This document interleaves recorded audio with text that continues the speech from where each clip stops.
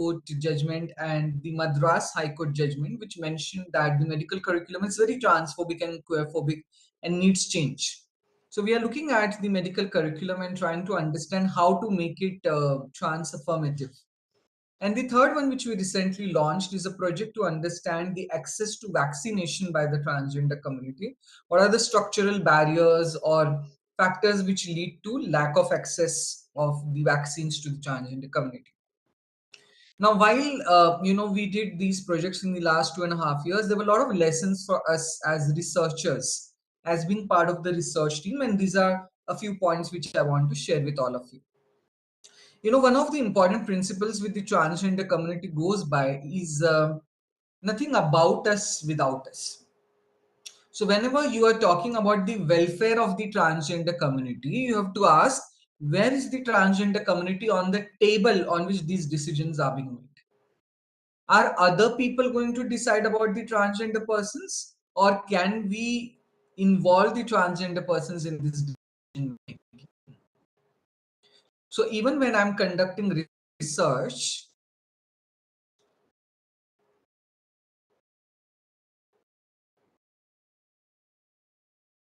you have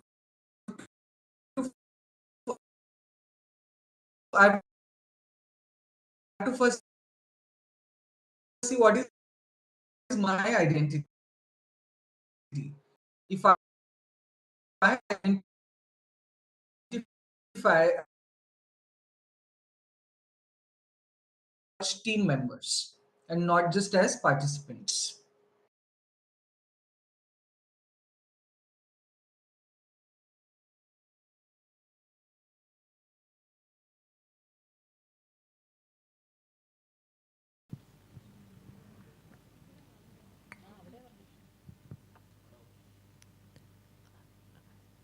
Dr. Aksa, I think the internet is unstable on your side. I don't know if there's anything you can do.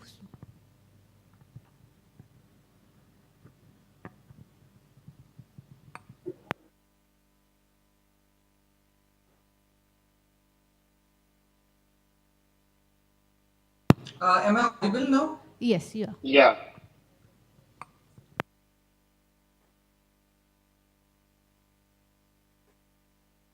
Okay, I think we lost for community-based participatory research, where the community members are involved in designing the research, they are involved in conducting the research, they are involved in analyzing the results, they're involved in dissemination of those results.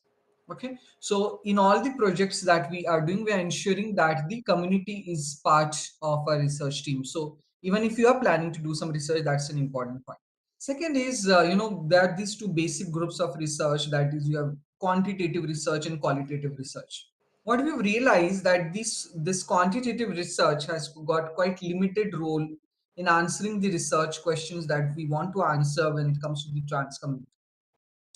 And therefore, one should go for more qualitative research with in-depth interviews, with focus group discussions, with phenomenological studies, because that will give you an insight into the life of the transgender persons. Designing a Google form and sending it across and getting it filled from the participants may seem like an easy, quick fix of getting research done, but it does not really serve any purpose, right? And there are no safeguards also involved in this. So when you are conducting research, think of more qualitative research. The third important point is that, what do I really want to do as a researcher? You have to ask this question to yourself: why do I want to do this research? If you want to do research for the transgender community because you think they're marginalized and they need empowerment, then only doing research, publishing a paper, or talking about it in a conference is going to solve the purpose. Absolutely not.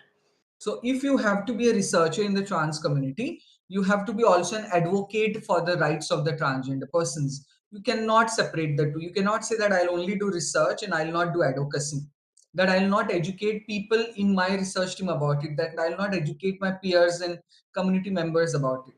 Right? So it's important that it is our legal obligation, that our moral obligation rather, that when we are doing research on a marginalized community, we should also be the allies of that community, and we should advocate for the rights of the community and ensure that that research is converted into action. It does not just remain a research paper. Another important point is that remember that research cannot be undertaken without training.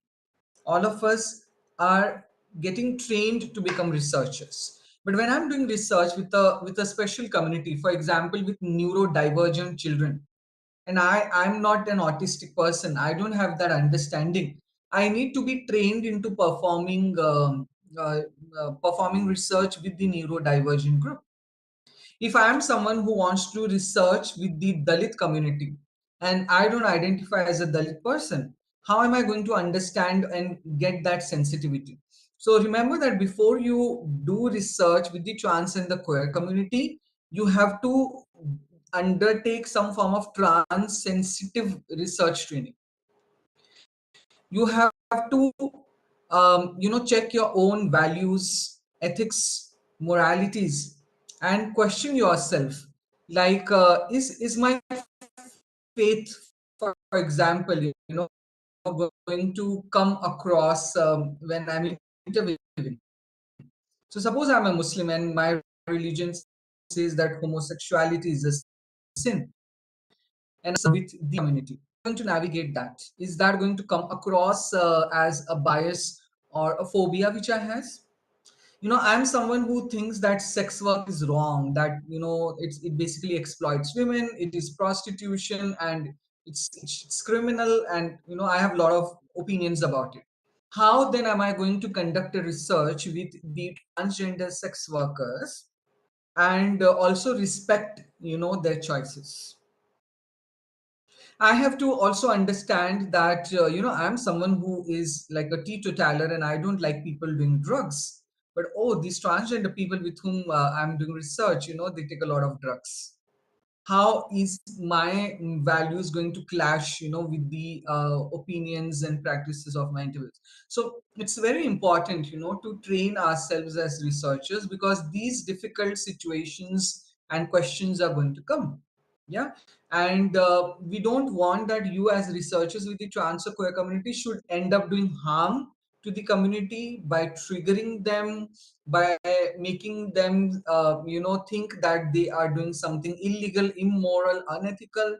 So that should not be there. So one has to be very, very acutely aware and conscious about it. Another important point is, remember that when you are taking data from a marginalized community, even if there may be no direct monetary benefits for you, um, let's say you are going to get promoted because of that research. It's going to give you a pay hike because of that research, or you're going to get a funded project.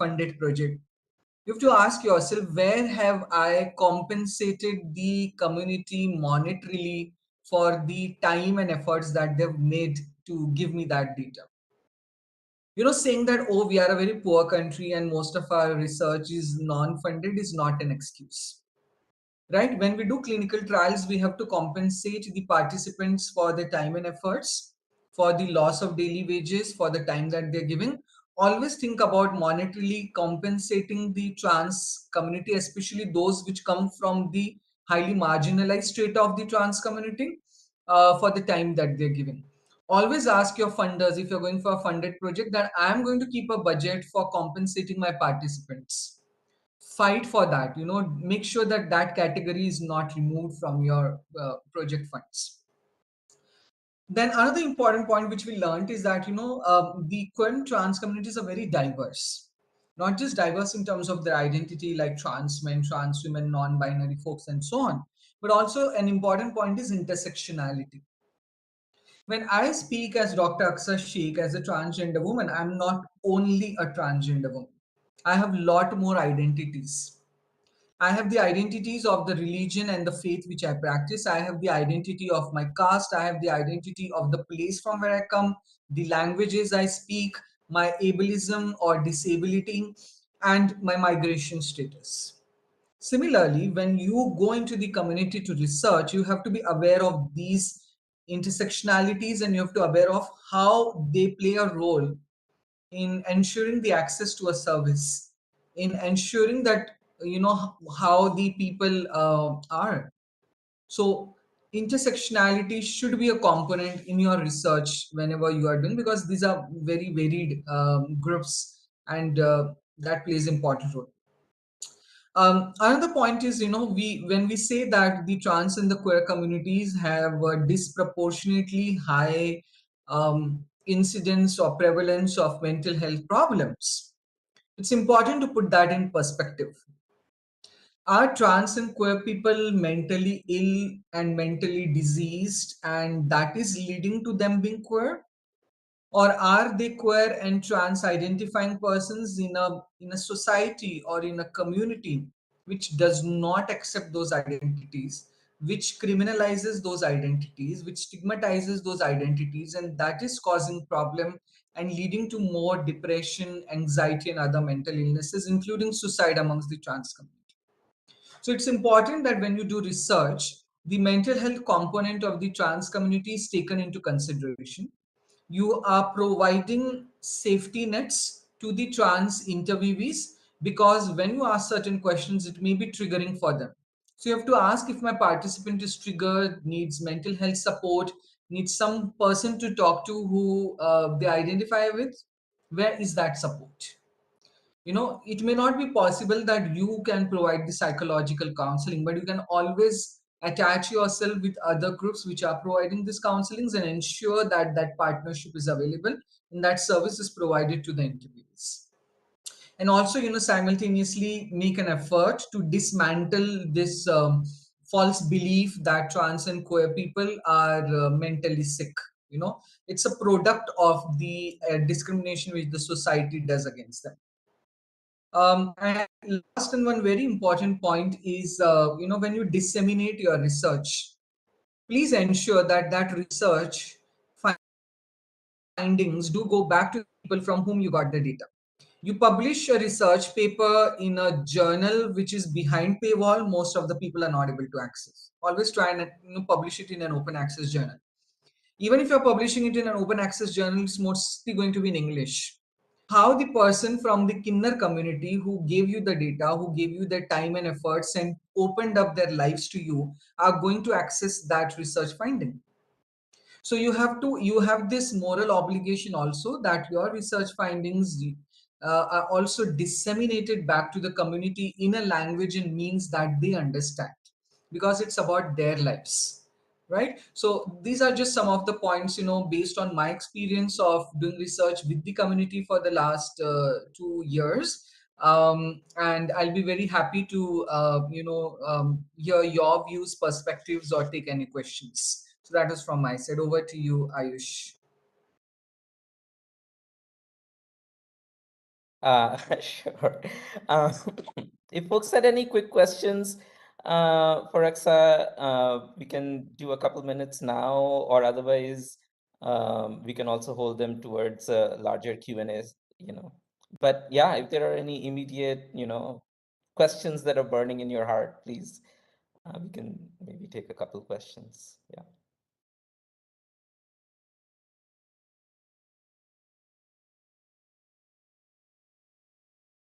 Maybe let's wait, it seems like people are thinking. So, as you're hearing the talks, if you have some questions, maybe even start writing them down. And that way, when we have the Q&A, you will be, you will have a thought out question in advance. So thanks for a fabulous talk, Aksa. And I will now invite Sayantan. Yeah, thank you so much. May I request for the sharing access so that I can share my screen if that's possible?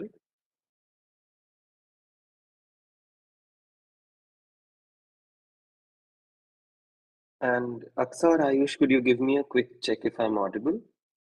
Yes, you are. Yeah. Fantastic. Yeah, I'm just waiting for somebody to give me the sharing access. I have it now. Okay, I'm assuming that all of you can see my screen, and as I'm sharing, I might not be able to look at the chat or look at your faces. So it'll be very helpful if any of you have any questions or comments that you need to have right away, just feel free to interrupt and I'll be happy to take them then.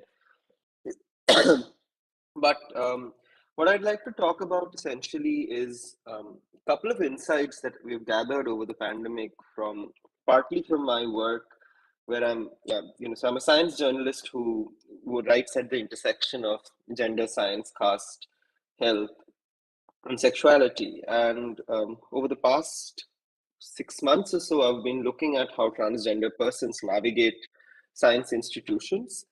And in that space, I've been interviewing several transgender, gender non-conforming, gender non-binary, and intersex persons to understand how their experiences are shaped in science institutions and how they negotiate administrative issues, bureaucratic issues, questions of identity and experience, so on and so forth. And because a lot of this research was being done after the second wave of the pandemic was over and sort of during the third wave, what's interesting is that we found a very interesting narratives that have come up. So I want to share some of those narratives and the questions that it brings in front of the table for us, and then maybe think a little bit about how do psychologists think about trauma and how trauma is associated with queer lives and queer bodies, and then think about how one can move from that kind of a way of conceptualizing trauma to more interesting and empowering ways, if I may.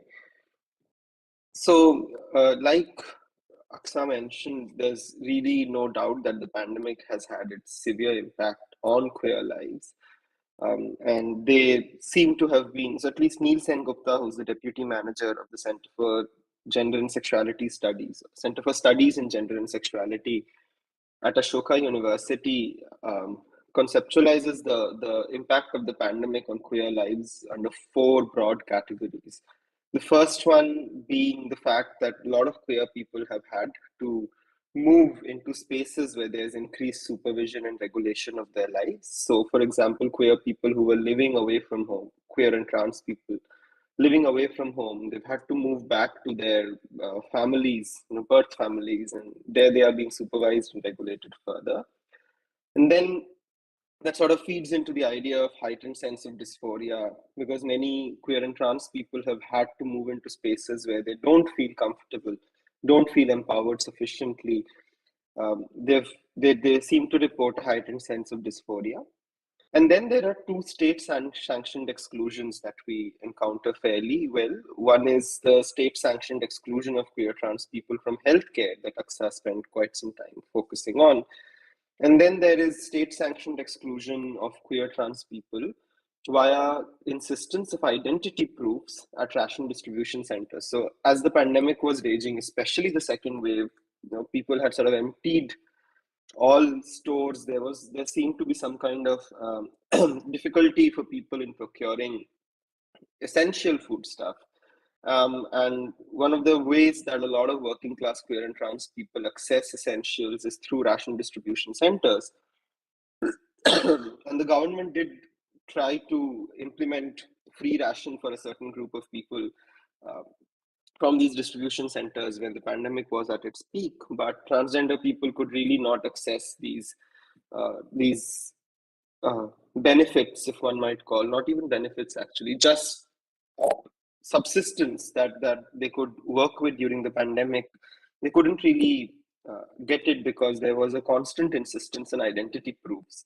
So the point of this being that there's really no doubt in the fact that the pandemic has had its toll on queer lives and definitely on queer mental health of queer people and physical health of queer people.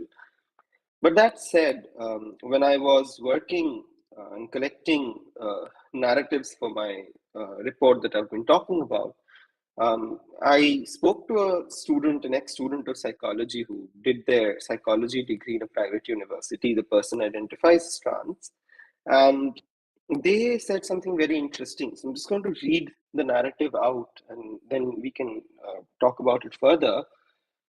So they're talking about being a student of psychology in this university, and the department of psychology in this university is fairly new.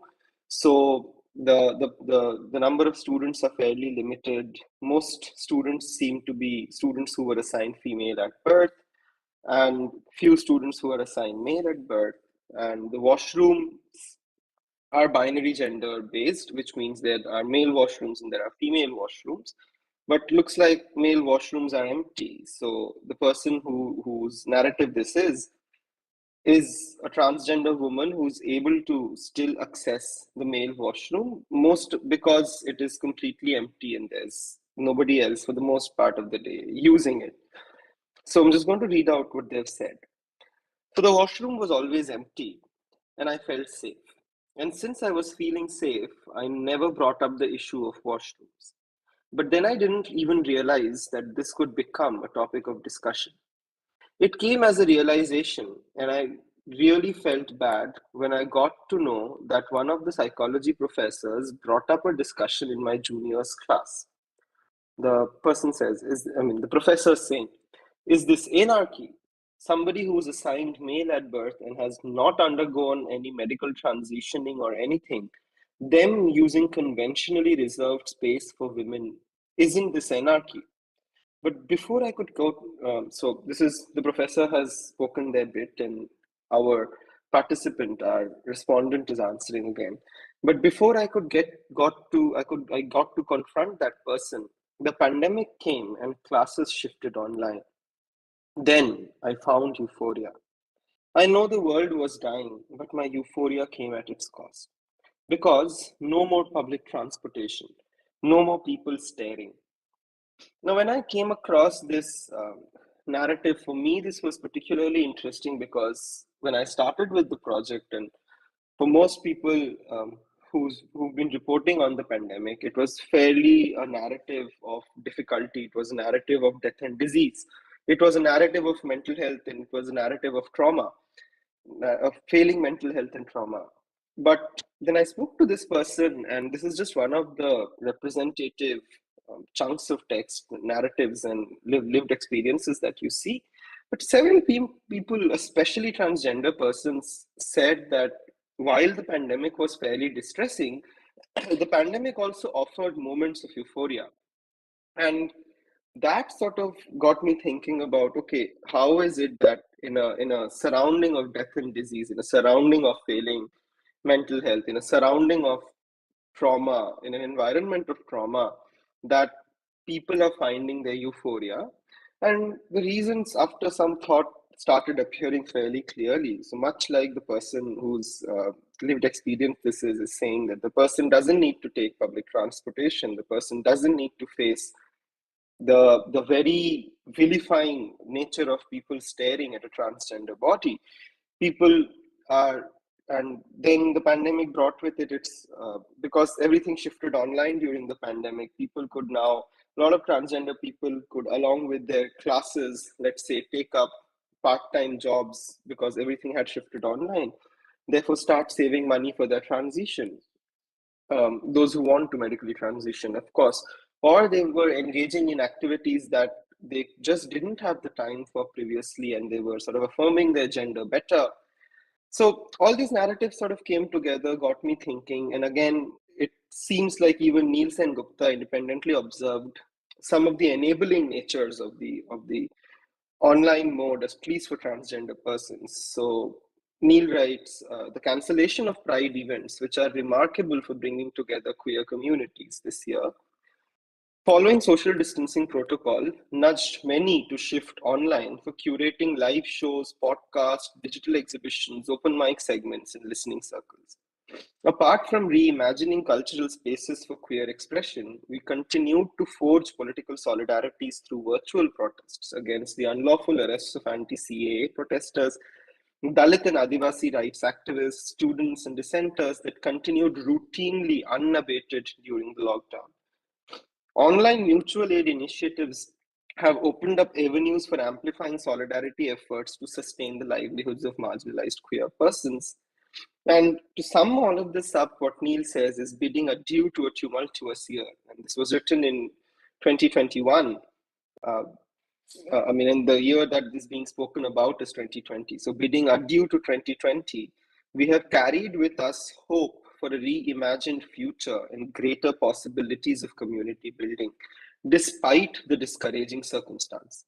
Now, for me, what this means is the fact that the narrative of trauma that we've been working with all this while, and the relationship between pandemic and the trauma, and this lens that tells us that the pandemic is necessarily causing trauma for all the communities that it's impacting, might need to be broadened a little bit to accommodate these narratives that we are receiving. And so, just to put it in perspective a little well, this is how psychology approaches the idea of trauma, right? And I call this queer trauma. It's not my terminology. Several queer theorists call the trauma that we face in our lives because we are queer or trans as queer trauma. And this trauma may or may not have something to do with our with other experiences that surround our gender but are not directly linked to it. But trauma is seen to be necessarily abnormal and disruptive of daily functioning, and therefore is posited against the normal, which essentially is a translation of functional, right? So, as long as you can do daily functioning, psychology is happy to think of people as normal, quote unquote, normal. And trauma is always a category that is in opposition to the normal. It's necessarily abnormal, it is disruptive of daily functioning. And what psychological intervention tries to do is encapsulate or transition people from being in the trauma category to the normal category, from being in the dysfunctional category to the functional category. But what we do understand from this kind of a framing of trauma is that the way psychology approaches trauma is through a curative lens.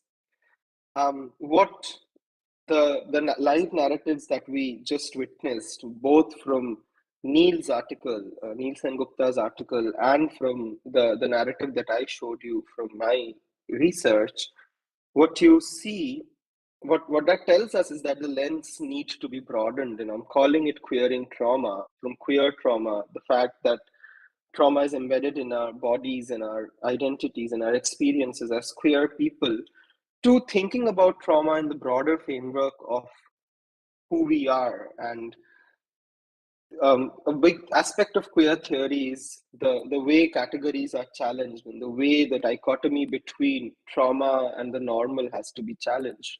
So the way I have imagined this right now, and I'm happy to talk about this further, sort of nuance this further as and when possible, is that trauma doesn't exist in vacuum, and trauma is not just a product of interactions between our bodies and societies. Yes, trauma is mapped onto both. Trauma is mapped onto our bodies, and trauma is mapped onto our society. It's not just emerging from the interaction between our bodies and societies. Rather, trauma is embedded in framework in our experiences that we negotiate through our gender, caste, disability, class, and other forms of identity and experience. But most importantly, for each of us, our experiences of gender, caste, disability, and class are unique, which means our experiences of trauma have to be understood as unique. Every experience of trauma that we face as queer and trans people are unique. And what I'm arguing for here is that psychology needs to broaden its frame to recognize the uniqueness of trauma of each and every individual queer and trans person, while at the same time thinking about trauma not as something that's necessarily in opposition to the normal, but something that allows us to think carefully about what the normal is and complicate our understanding of the normal. Thank you. That's all I have to say. I'll just leave my email address for all of you to note down if you'd like to reach out later after this talk also for just conversations. I'm happy to engage with them. Thank you, Ayush. Over to you. Okay, so I mean, I don't know if folks have any quick burning questions, or we can keep things for a later discussion.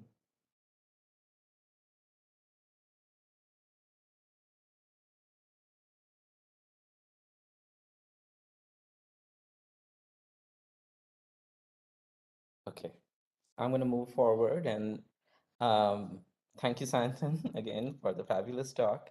And actually, meaning Aksa and Shantan have shared so much, and I will share just a few words, and some of it will feel like a repetition because I'm like sitting here and thinking about like what more can I really say after these powerful talks.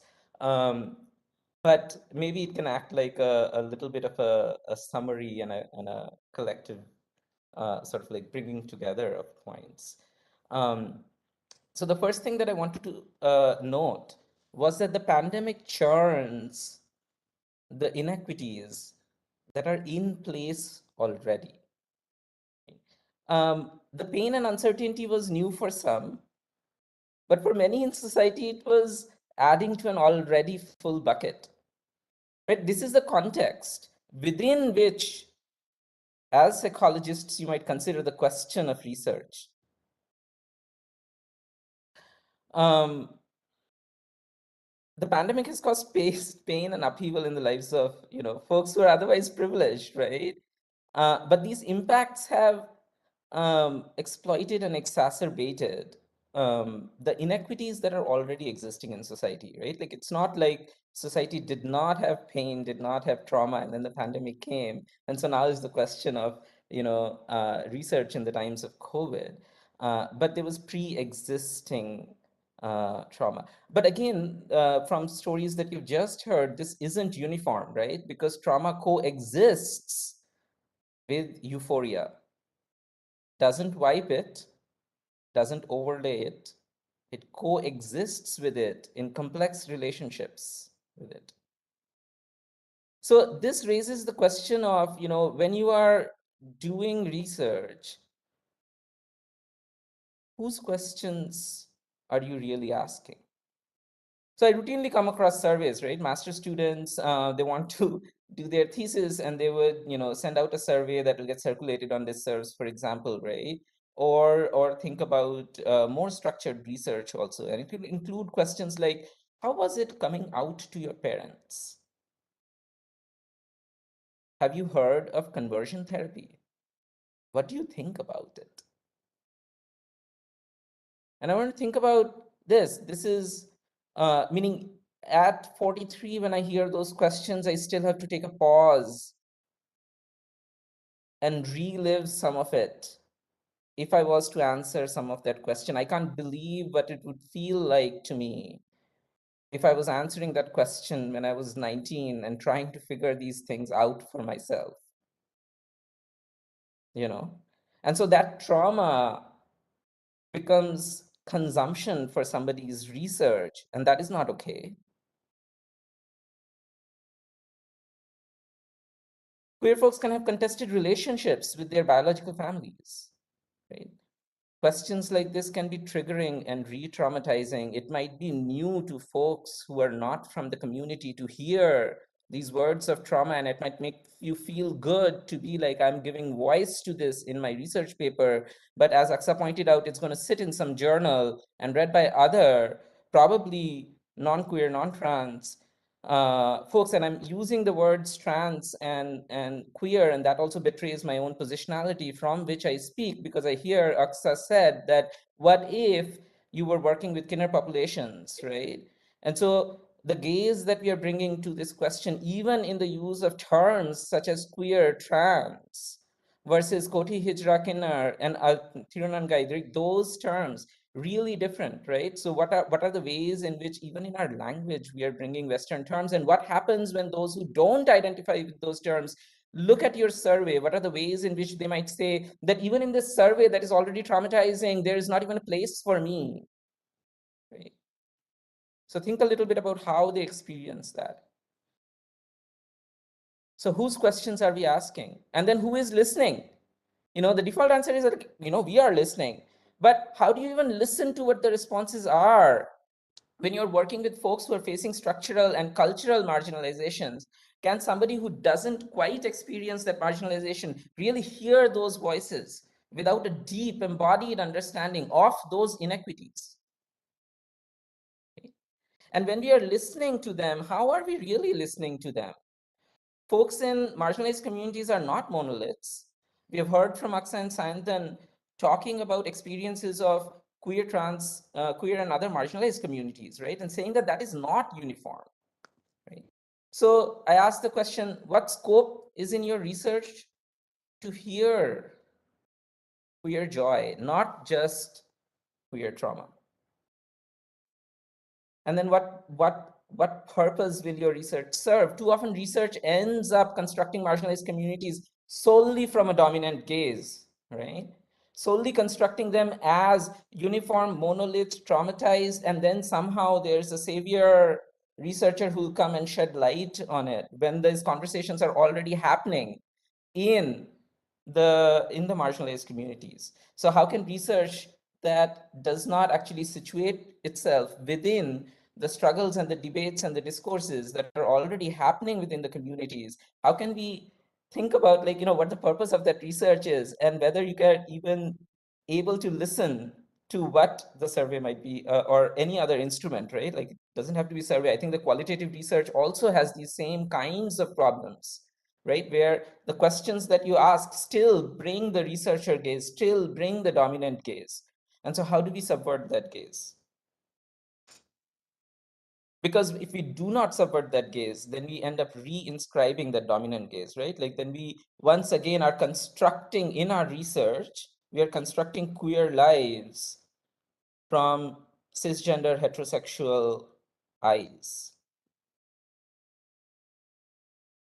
So one way out of it is the principle that I want to say is orient with care, right? And what does that mean?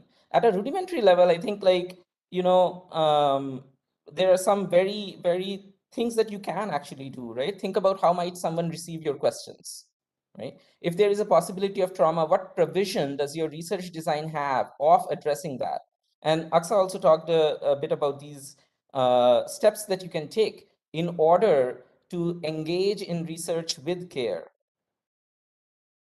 To this, I wanted to add that in our discourse so far, we've been thinking about the researched as queer trans and the researcher as not queer trans.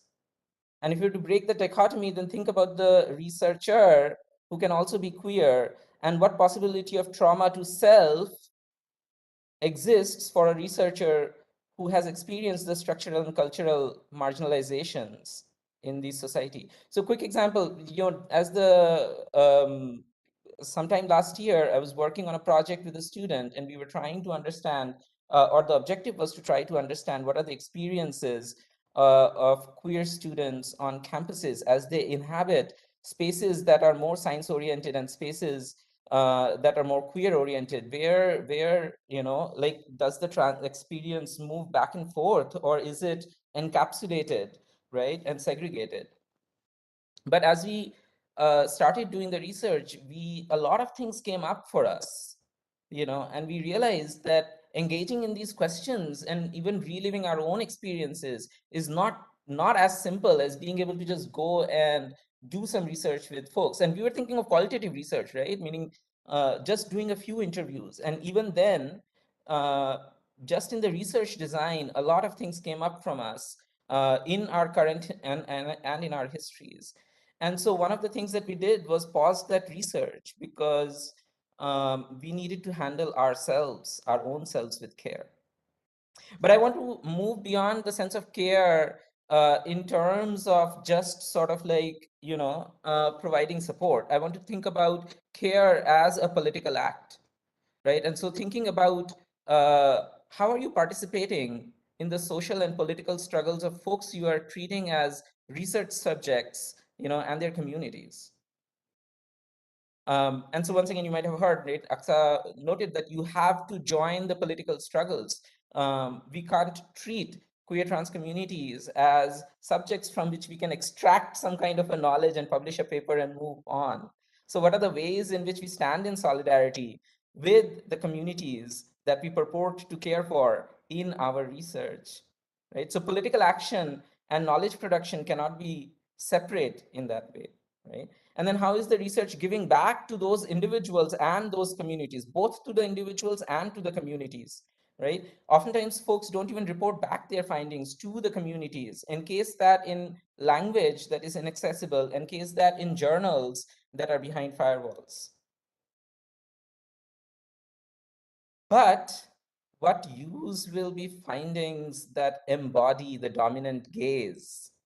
And so that brings me back to the point, is that to a certain extent, uh, we have to start seeing the world in different ways if we want to think that we want to, stand with marginalized communities as we engage in research.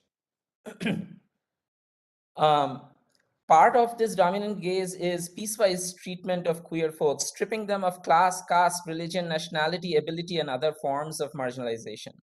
Right? I'm not saying that we need to do all of it at the same time. And I'm not saying that simply disaggregating your data is enough, meaning perhaps you should, but I'm saying that we should go beyond that.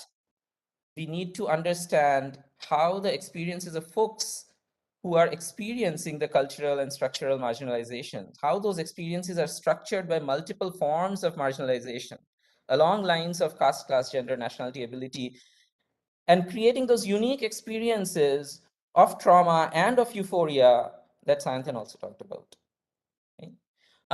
It might seem a little scary, right? Like it's quite a lot that we are talking about, but you don't have to do this alone. Do it in partnership.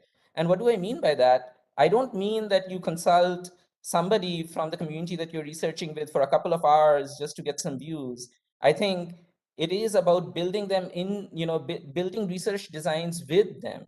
In fact, Aksa was mentioning how all steps of the research design have to be done in community partnership, which has two benefits, meaning on the one hand, we can avert the dominant gaze.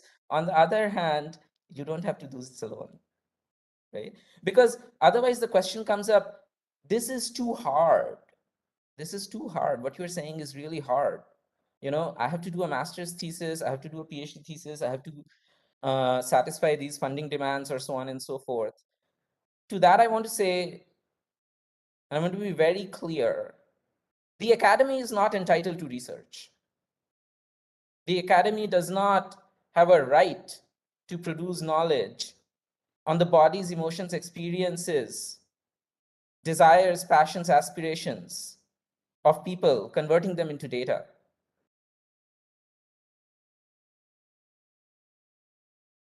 And so at times, if we hit against these principles, if we hit against being unable to care, we have to pause the research. And there's a cost, yes. But not doing so has a greater cost to those who are already paying the costs in this society that is structured around cisgender, heterosexual, patriarchal norms. So I leave a question and a comment for folks to think about. That question is, what would it look like for you, for each of you, to do psychology research that stood with lesbian, gay, bisexual, transgender, queer, hijra, koti, kinner, intersex, asexual, agender, and the broader sexual gender minority communities, rather than studying them? And my final comment, as we explore some of these directions, I want you to think about research not as a means of producing knowledge for the academy, but research as a transformation of self for you and for the folks that you're collaborating and participating with. I want to end with that. Thank you so much for listening to us. And I want to quickly revert back uh, to Aksa and Sayantan, because when we were planning for this session, we sort of like had this talk where the three of us spoke, and then what happened was new thoughts emerged. And so I wanted to like just give a few minutes to see if Shantan and Aksa have any additional thoughts that have come up for them during the session, or if you wanted to elaborate on something, please.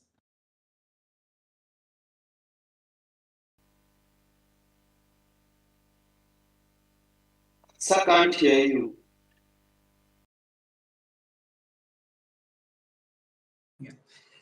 So really very insightful points, by Ayush, and I'm sure the audience has received a lot of food for thought to think about, as to how um, the research or whatever work we wish to do with the community is going to help the community and is going to help me become a better person.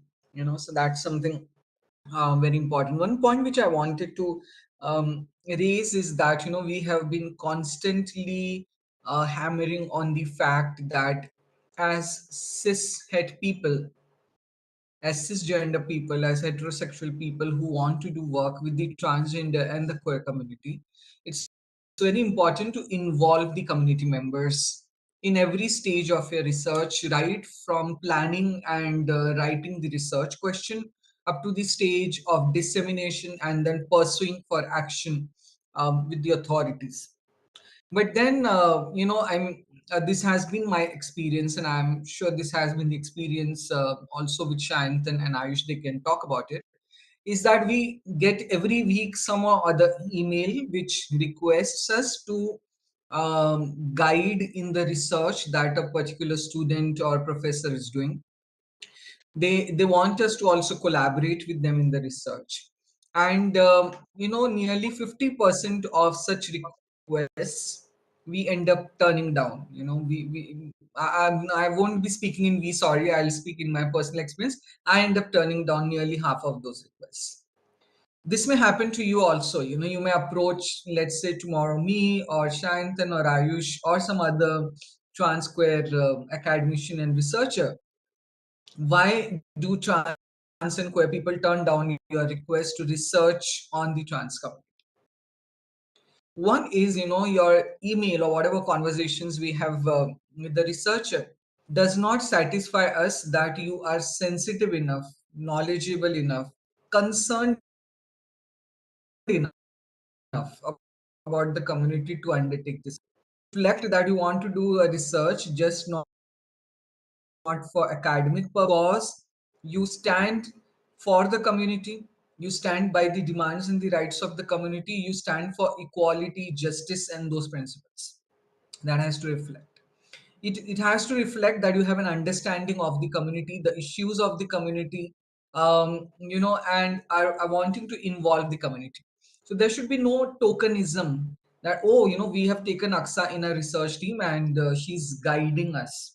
So as Ayush also mentioned, just getting your questionnaire validated from a trans person, or having them in your so-called team where they just do a Zoom meeting with you, that is not sufficient if you want to do research with the trans community. Also, within the trans community, there are these hierarchies.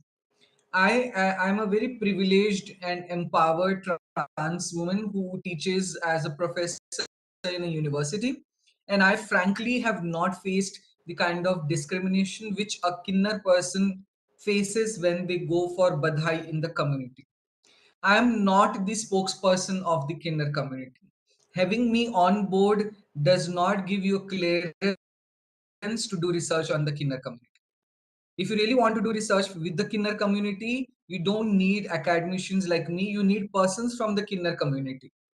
Involve them in your research question, ask them what are really their research questions, involve them in dissemination, and not folks like me. If you're doing a research on trans academicians, then probably I'm a more suitable person for that.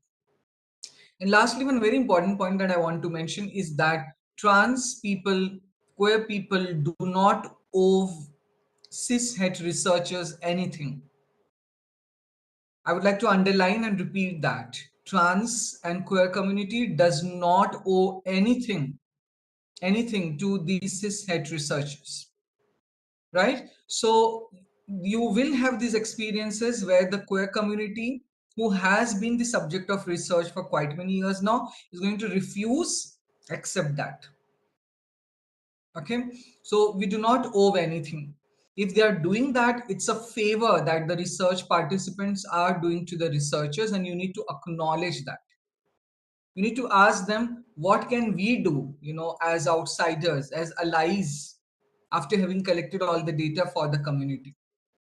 Can we share that data with the district magistrate and help you get your transgender guard? But I'm just giving an example. So a very important point is it's important to involve the community, but the community does not owe you that. Kindly request, if you get it, well and good. Otherwise, try and become a better person, a better ally in the process. Those were some points I wish that I wanted to share. I I just want to add on to what Aksa has said already, very powerfully actually.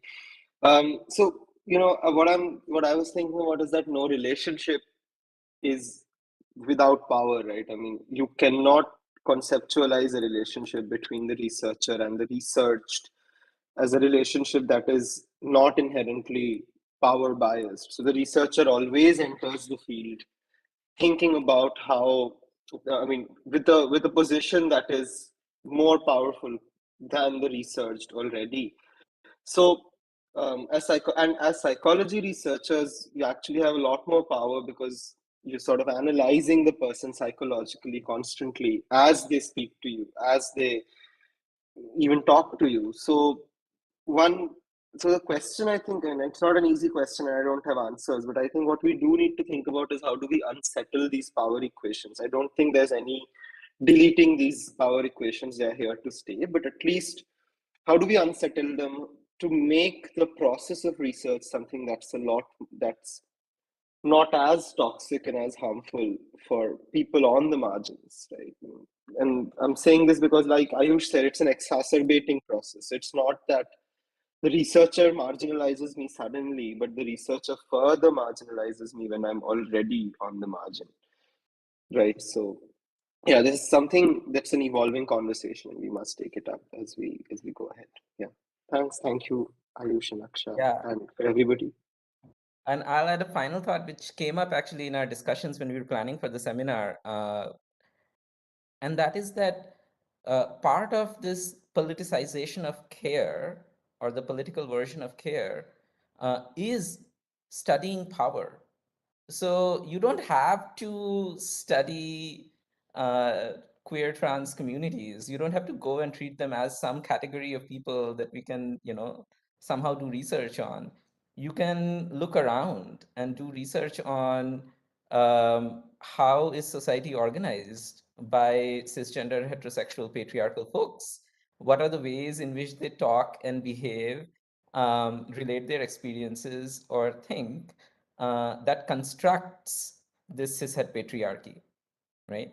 And we don't need to always, go and, act in a way that, oh, here's some community that is sitting, and somehow we can go and do research on them, right? And that is part of the principle of research as a transformation of self. Like, as long as there's a self other kind of an othering relationship between the researcher and researched, it'll be hard to lead to that research as a transformation of self.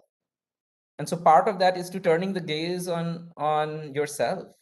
Part of that is to turning the gaze on the communities where you are belonging. What are the ways in which they are enacting and reinscribing cis het patriarchy?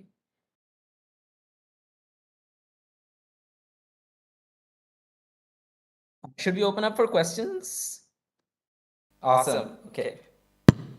Um, Thank you so much. I'll start. So we are opening up for the questions and answers, and there is one question on the YouTube channel. So I'll start with that question, and I have a few questions from the in-house participants here.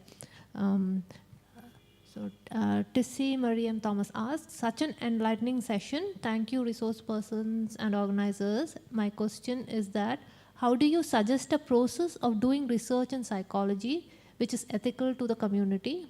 I mean, what all research process needs to be undergone or carried out before, during, or and after the research with community? I think you have spoken about it, but is there anything else you would like to add?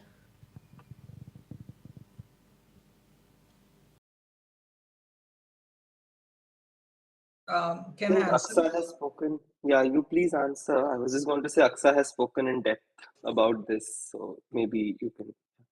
Yeah.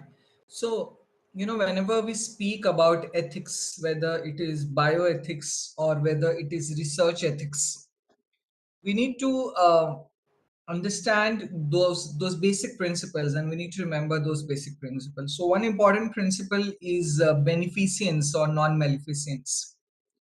Is the research that I'm doing beneficial for the community, or is it for my benefit? That's a very important question to ask. Is the research that I'm doing non-maleficence? It's the first principle is first do no harm. Am I going to harm the people in the process by triggering the emotions, by mentally, literally harassing them? Or am I going to do research, which balances the benefits of research with the potential harms of the research? Do my participants have autonomy? And when I say autonomy in research ethics, it is autonomy to choose their research question. It is autonomy to choose how they will be interviewed. It is the autonomy to choose how these results are going to be disseminated.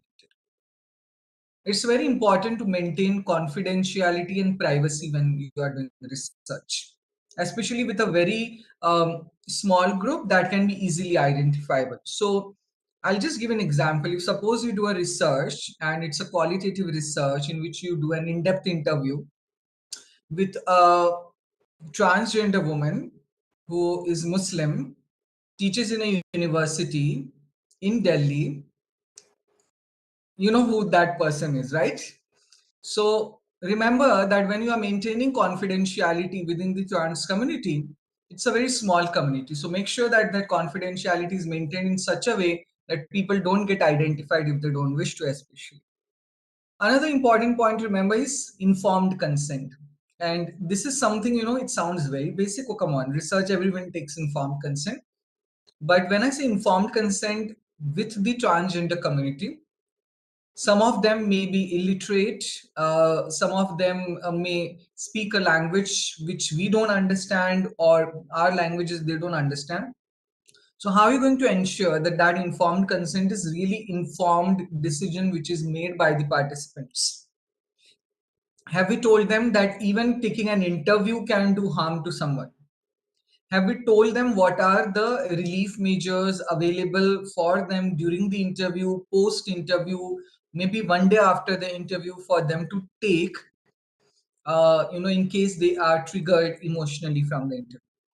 Are they really informed about who is doing the research, who is getting the fund, how much fund is available, and how is that being utilized? Is that being told to the participants?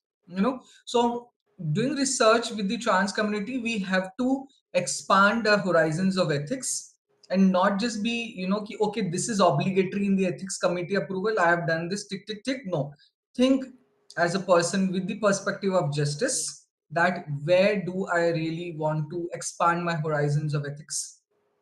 It is not necessary to reveal my funding, for example, how much funding I've received from a research during the informed consent process. I mean, you just need to mention that you have received a funding from so and so, but not the basics of it. But can I do this especially for my participants? Yeah. And tell them that, this is the compensation that we are offering, and we could not offer more, or we could not do this, whatever it is. So those are certain points to be taken care of, when we are speaking about research ethics with the trans and the queer communities. With reference to the things that need to be done before, during, and after, I think we have been discussing about that. I wanted to quickly piggyback Aksa and add that, if the team that is doing research is not situated within the struggles of the community that they're purporting to study, then it might be very hard for them to actually answer even the questions that you have raised. In the sense that, like, who gets to answer whether a question that a team is thinking of asking will cause harm or will cause trauma?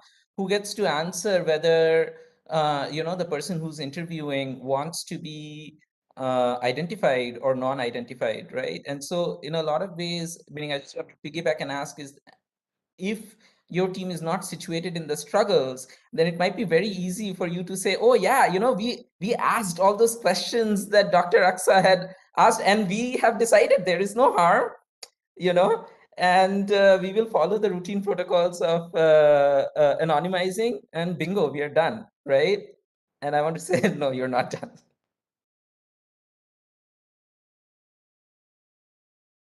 Thank you. There are a few questions which are related to it. I'll come to that and place it anyway, but there's one which is a little different, and it's to Sayantan. In the very clear, direct illustration, this is to do with the psychological intervention, that illustration that was shown. What would you like to see instead of the term psychological intervention when we use curing trauma?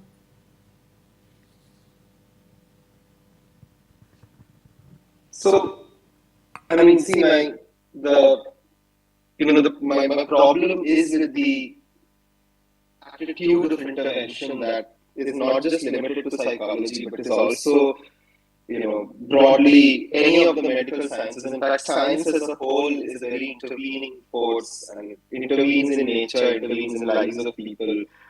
And this act of intervention is an act of producing power, right? The moment the psychologist has the power to change, my thinking pattern, to influence my trauma, that gives the psychologist, that immediately produces, it's not just something that gives the psychologist power, but it produces and it takes away power from me to produce this unequal power relationship.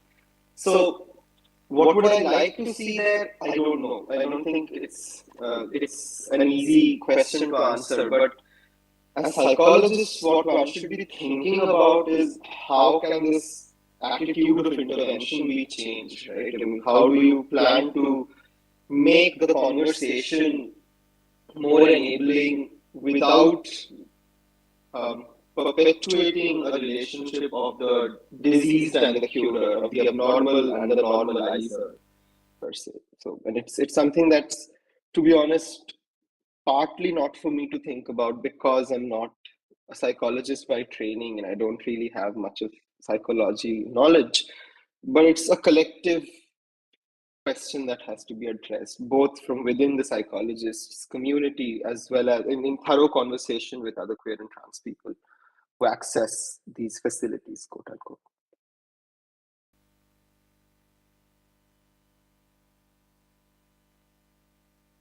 Q. There are two more questions which are kind of related, so I'll just place them together. One is, there are research in psychology asking public, that is general, non-trans queer public, about their attitude, about the community, etc. What is your opinion about the value of such research? Also, according to the panel, what would be some of the most important research that would be beneficial to the trans community?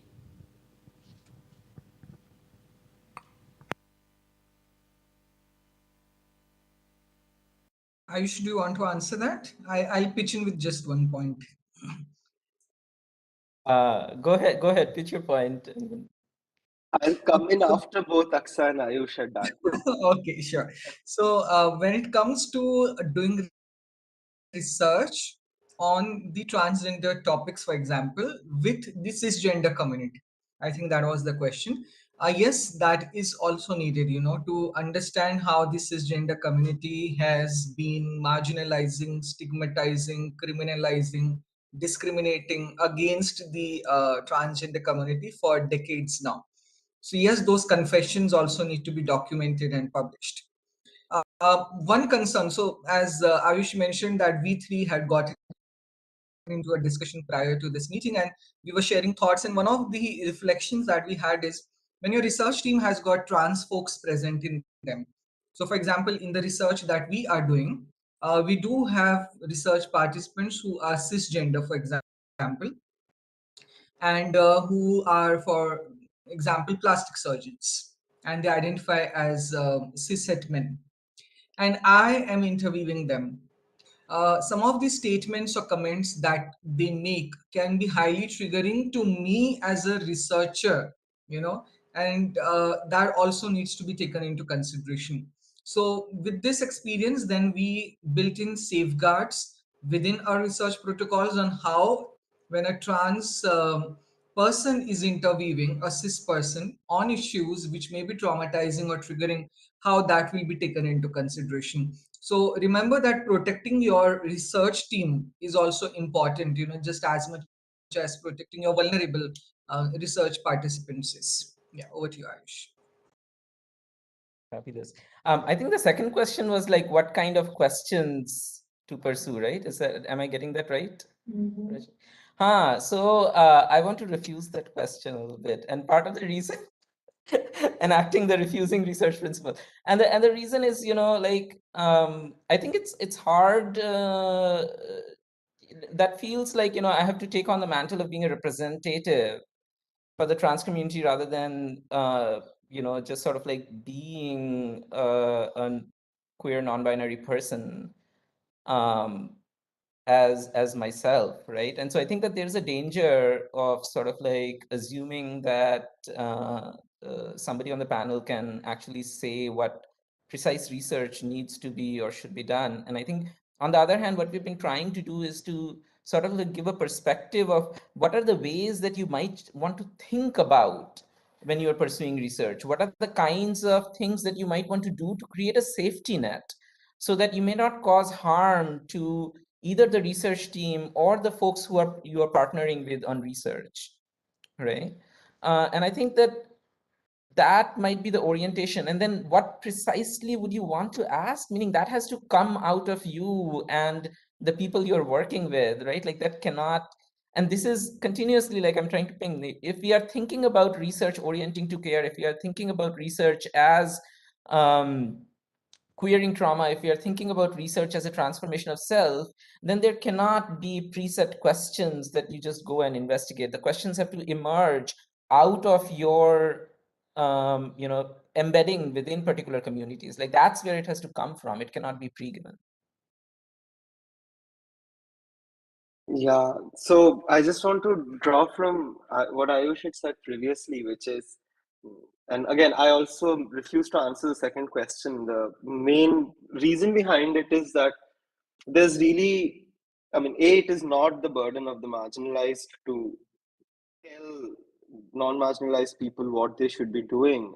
You have a lot more privileges than us, then you should probably put in that effort. But more importantly, what's the intention behind taking up a research question that involves transgender persons necessarily? Is it because the terms have suddenly become in vogue? Because when I was younger and I was sort of coming out as trans, it was pretty scary to suddenly see post the 2014 judgment become, suddenly we've become come all over the place and we're visible everywhere. But time when I was growing up and trying to figure out my identity as trans, it was safer for me to be on the margin rather than really become mainstream. So this mainstreaming seems pretty hurried and pretty pushed, but thanks to people like Aksa, actually, it's become a lot more easier because the sort of, as elders in the community, sort of taken up the burden of becoming the face and taking on the initial flag that any community receives, as it sort of blends the boundary between margins and the non-margins. So what is the intention behind doing this research? Is it because it becomes a more interesting paper, or is it because working on transgender persons is suddenly in vogue, or is it because you really want to help the community? If you think you want to help transgender persons, then there's no need for you to be a researcher. If we're going to protest, some of us are trapped in jail, some of us are not able to eat and having to resort to demeaning forms of sex work on footpaths and on graveyards. You can help us in n number of ways which do not require your research positionality at all. And in fact, I myself struggle with this quite a bit because I am not within the traditional academic framework. I do want to reiterate that I am a journalist whose primary job is to dig up stories and build narratives. And I use the word build very carefully because these narratives don't just pop out. The journalistic analysis lies when you put together conversations to build a story. It is a construction. But and like I said, that narrative that I showed you in my presentation, it emerged serendipitously from conversations about something completely different. I am a scribe who's recording stuff with as little, so for example, when I go into the field, I don't go with a ready set of questions. I don't have a frame, and I don't have a spotlight in mind about how I'm going to look at the interviews that I take. It emerges from those conversations, and it's something that traditional academia probably cannot do, because I don't know, at least when I teach writing, I have to sort of dissociate from that position and say that, okay, all academic work happens in response to a question, which means before you begin academic work, the research question, at least a broad idea, has to be in your mind. There is no academic work without analysis. Well, I mean, I have thankfully done work without both, and just happened fine. But yeah, I mean, I think if I want to sort of sum this up, is what I'm just trying to say is that it really depends on the intention behind doing research. And if you think that you just want to help the community and the research is just one means to do it, then what I suggest is that you take a different means to help the community, because I've been a research subject, I don't know for how many interviews, and I've been a researcher for at least a couple of projects here and there. And I'm fairly sure none of the two have helped me or other transgender people in any large, significant way. What has helped other transgender persons, at least from the work that I have done, is probably highlighting their contributions in disciplines where they have been severely invisibilized, and enabling them to find opportunities that they would have otherwise not encountered. What has probably helped amidst my work to other people who I've worked with is the fact that we've built really long standing solidarities among each other and can reach out to each other for help outside the work that we did. So it's just not a question that I think is easy to answer. Thank you. I think I went on a rant, so thanks, Ayush and Aksa, and the organizers for that space. I wanted to quickly add one more comment, lest folks thinks that, meaning at least speaking for myself, that, all these kinds of ideas that were shared are settled. At least personally for me, they're not settled. And when I'm trying to do research, it is a space of vulnerability, of doubt, a lot of self-doubt as to, am I doing it right? Even today, after 16 years, what are the ways in which I should center care, I should center notions of harm. And that is an ongoing process. It doesn't end. It's not like I have the answers and we're sharing some answers. These are certain sort of like guideposts, and you have to, at least in my experience, you have to keep going back to these guideposts and struggle, right? And change and morph. And so research stops being this linear process of progressing from a research question to a research answer and becomes much more complex, much more queer, if you will.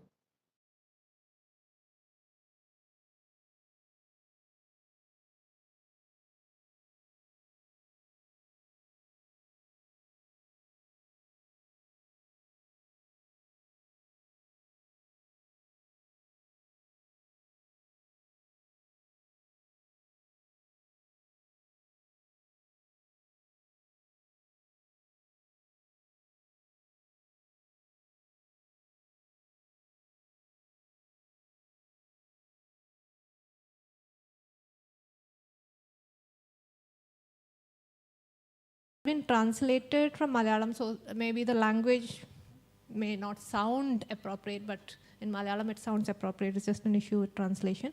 I believe there are changes in the way society looks at trans community. What do you feel, and what can be done to further improve the existing situation in our society?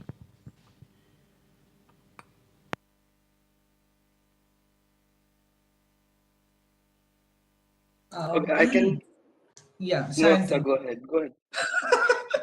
It's like pehle aap of Lucknow happening here. Okay, Yeah, so absolutely. since we don't have much time, so I'll go first.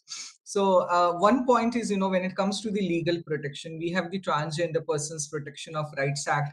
And if most of you have followed the struggles of the community, you would have come to know that the transgender community majorly opposed this act on the streets. We don't have access to the parliament, unfortunately, but this is the trend now, that when you create an act for a particular community, that community comes on the streets and protest against it, whether they are trans persons or farmers. So when it comes to the legal protection, one of the points in the act is that if you abuse a trans person, the punishment for that is only 2 years, whereas when you suppose sexually abuse a woman, the punishment for that is 10 years, can even go up to life imprisonment. So there have been a lot of discrepancies and injustices within this legal protection which the transgender people have been provided. And some of the trans community members have approached the Supreme Court to bring about the amendments in this act, and we hope that's going to happen. When it comes to the second, like how the perception of the society about the trans persons has been changing, so I'm someone who keenly follows how the Hindi cinema, whether web series or movies, are representing the trans persons. And we've seen some changes happening in terms of how from previously very comic characters or caricatures that were created of the trans and the hijra community, it has been now changing into more decent, if I may use that word, kind of portrayal. But then there are many issues, like for example, why trans actors are not used for portraying these roles. And also, there is a lot of focus on sex change surgery rather than the lives of the trans persons. If you take the recent example of the movie Chandigarh Karashki. So yes, the representation of the trans community in the society is changing, but it's not really sufficient, at the pace at which it is happening, and in the quality in which it is happening. Over to you, Sayantan. Yeah. So I want to think about the first question a little bit. So there are a couple of things here, right? So one is that there are no trans people in decision-making bodies, and it's just fairly simple equation to understand that if a decision-making body that has to implement a legal action is composed primarily of cishet people, there's no reason for them to prioritize us and our needs. So that's definitely one reason why the gap between a legal move versus a practical move has been so big.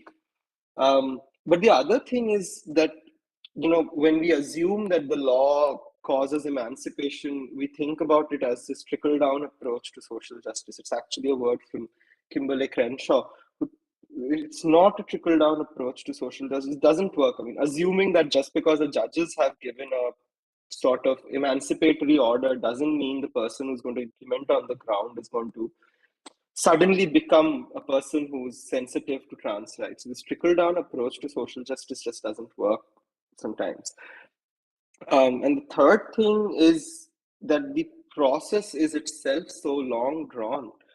It took about 2 decades before we got the Vishakha guidelines for prevention of sexual harassment in workplaces.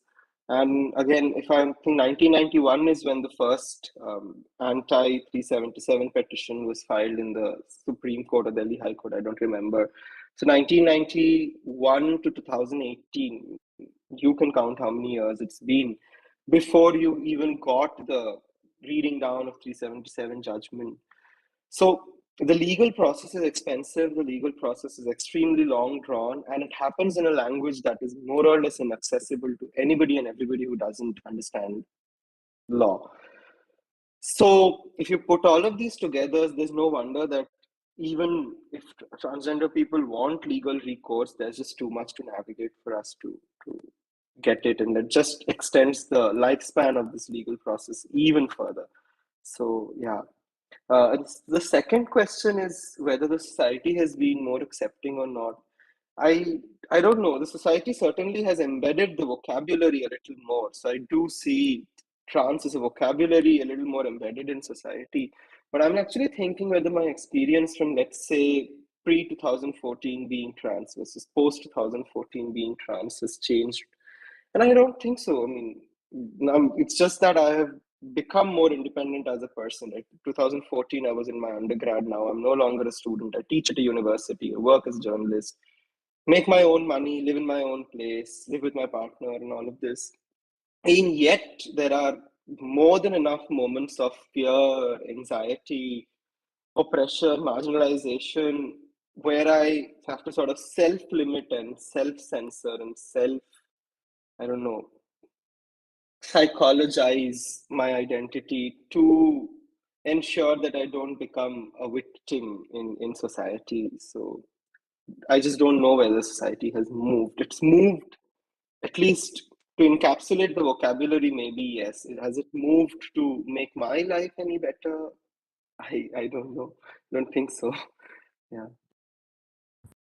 I know we are almost out of time. Just wanted to quickly add, the question of legal protection, of course, raises the question of policing because, the justice system and the police systems are deeply entangled in the way they function in society.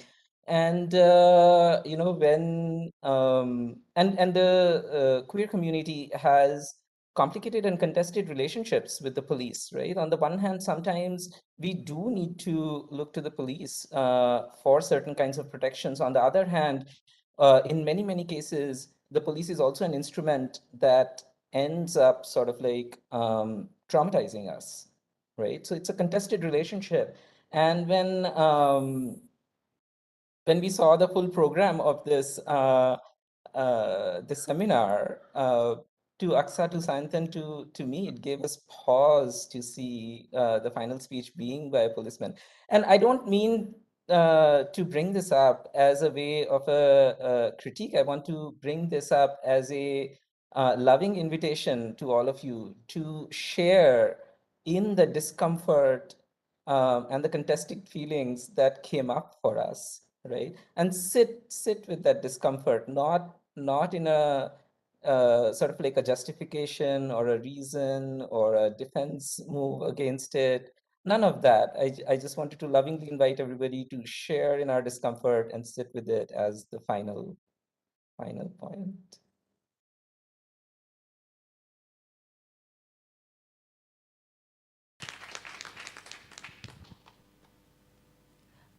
Thank you. We have a formal thank you, on behalf of the department usual, but instead I'll just read out a comment that I have received as the final thanks to all of you. I think we have to restructure. I think we have to restructure psychology and look within at intentions and aspects of care in research. I'm happy. That's what the quote says. So thank you. Thanks a lot to Dr. Aksa, Sayantan, Professor Ayush. It has been a wonderful session. Thank you so much. A pleasure. Thank you. Thanks so much. Yeah. Thank you. Bye bye.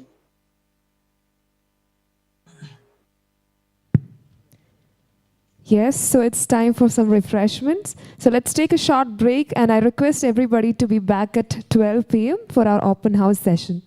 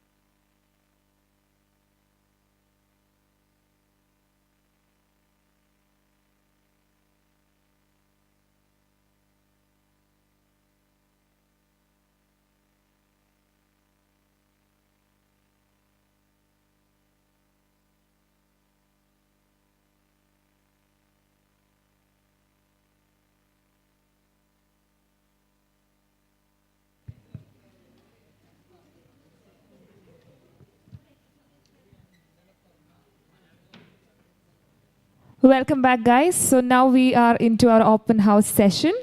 So we all know that seminar theme is based on psychological impact of COVID pandemic. So it has been 2.5 years that we are facing this deadly virus. So I'm sure that you all will definitely have many things to share with us. So it's an open house session. It's a platform for our offline as well as online participants to share their views, their concerns, their experiences regarding the related to COVID virus pandemic periods. So I hand over the mic to offline participants as well as online participants can unmute themselves and share their experiences. You guys are free to use your mother tongue also.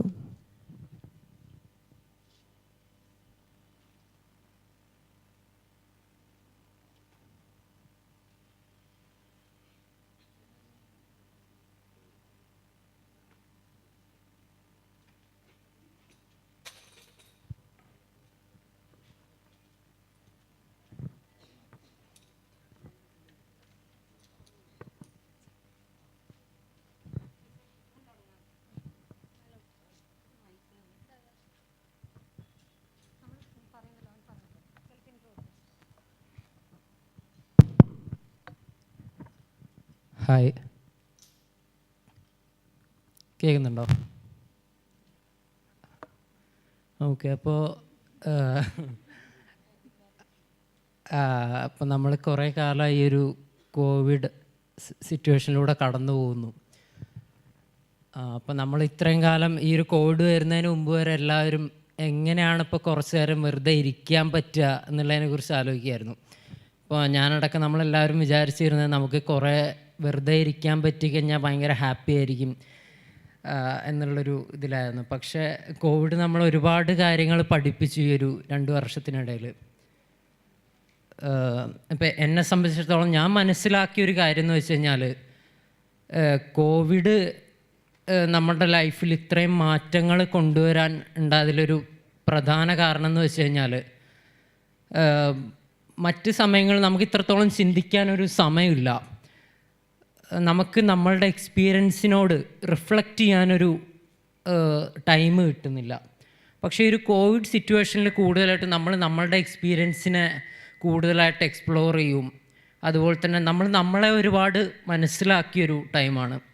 ഇപ്പോൾ positive negative എന്ന് പറയാൻ പറ്റില്ല, ഇപ്പോൾ സിറ്റുവേഷനിലാണല്ലോ കാര്യങ്ങളൊക്കെ. ഇപ്പോൾ കോവിഡിലുണ്ടായ പല മാറ്റങ്ങളും നമുക്ക് ഒരുപക്ഷെ പോസിറ്റീവായിട്ട് ഉള്ള ഇമ്പാക്റ്റ് ഉണ്ടാക്കിയിട്ടുണ്ടാവാം, പല സാധനങ്ങളും നെഗറ്റീവായിട്ട് effect ചെയ്തിട്ടുണ്ടാവാം.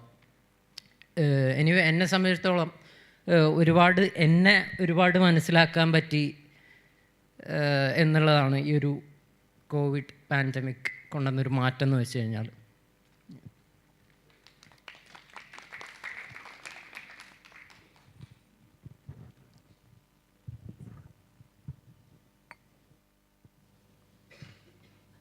I'm just translating for the non-Malayalam speaking participants.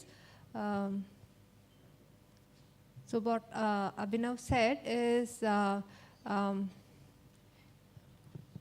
we were all wondering how to sit simply without doing anything, including myself. What I understand is that the reason COVID has affected us is because before COVID, we didn't have time to reflect. There isn't a positive or negative side. It is more about the effect and impact. And personally for me, during the COVID time, I think I have understood myself better.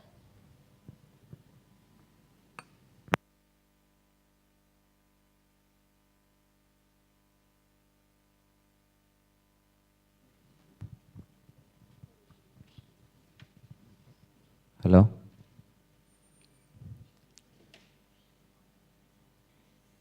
എന്നെ സംബന്ധിച്ചിടത്തോളം ഈ corona സമയം എന്ന് പറയുന്നത് കുറച്ച് ടഫായിട്ടുള്ളതും അതുപോലെ പോസിറ്റീവായിട്ടുള്ള ഇമ്പാക്ട്സും ഉണ്ടാക്കിയിട്ടുണ്ട്. അപ്പോൾ അതിൽ ടഫായിട്ടുള്ളതെന്ന് പറയുകയാണെന്നുണ്ടെങ്കിൽ നമുക്ക് പലർക്കും സംഭവിച്ചിട്ടുള്ളത് തന്നെയായിരിക്കും ഫിനാൻഷ്യലായിട്ടുള്ള പ്രോബ്ലംസ് എന്ന് പറയണത്. ഇപ്പോൾ കൊറോണ വരുന്നതിൻ്റെ ഒരു 3 മാസം മുമ്പാണ് എൻ്റെ വീട് ചെറിയൊരു വീടായിരുന്നു. അപ്പോൾ അവിടെ നിന്നും ഞങ്ങൾ കുറച്ചും കൂടെ ഒരു റെൻറ്റ് വീട്ടിലേക്ക് മാറിയത്. അപ്പം അങ്ങനെ മാറി കുഴപ്പമൊന്നുമില്ലായിരുന്നു. പെട്ടെന്ന് കൊറോണ വന്നു. കംപ്ലീറ്റ്ലി വീട്ടിലാർക്കും ജോലിയുടെ പ്രശ്നം വന്നു, പുറത്തു പോകാൻ പറ്റാത്ത പ്രശ്നം വന്നു. അപ്പോൾ അങ്ങനെ വന്ന സമയത്ത് റെൻറ്റ് കൊടുക്കണം, പിന്നെ അതുപോലെ വേറെ കുറേ പ്രശ്നങ്ങൾ ഫിനാൻഷ്യലായിട്ടുള്ള. അപ്പം അങ്ങനെ കുറേ പ്രശ്നങ്ങൾ വന്നു. ഫസ്റ്റ് ഇപ്പോൾ കൊറോണ വന്ന സമയത്തൊക്കെ പറയുകയാണെന്നുണ്ടെങ്കിൽ കുറച്ചും കൂടെ നമുക്ക് എൻജോയബിൾ ആയിരുന്നു. ഇതുപോലെ അഭിനവ് പറഞ്ഞ പോലെ തന്നെ നമുക്ക് ഫ്രീ ആയിട്ടിരിക്കാൻ കുറേ സമയം കിട്ടി. അപ്പോൾ ആ സമയം ഫസ്റ്റ് ടൈമൊക്കെ നമ്മൾ മൂവീസ്, അതുപോലെ സീരീസൊക്കെ കണ്ട് ഫാമിലി ആയിട്ട് എൻജോയ് ചെയ്യായിരുന്നു.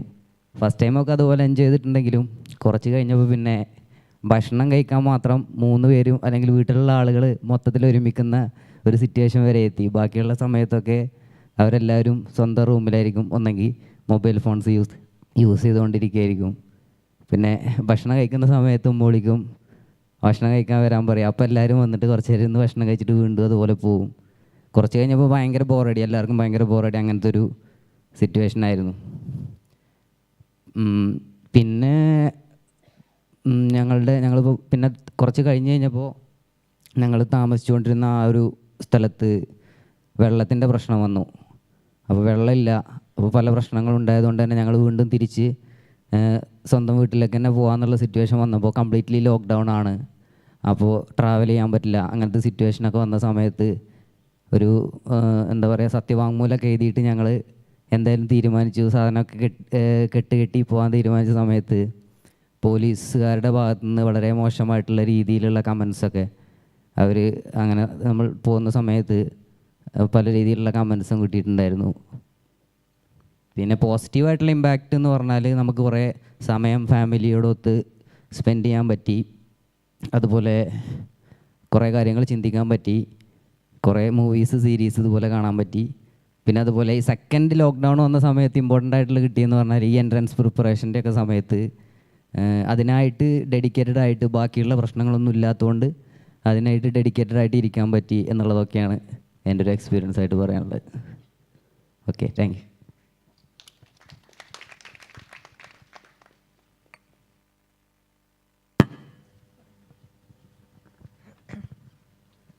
Thank you, Ajmal.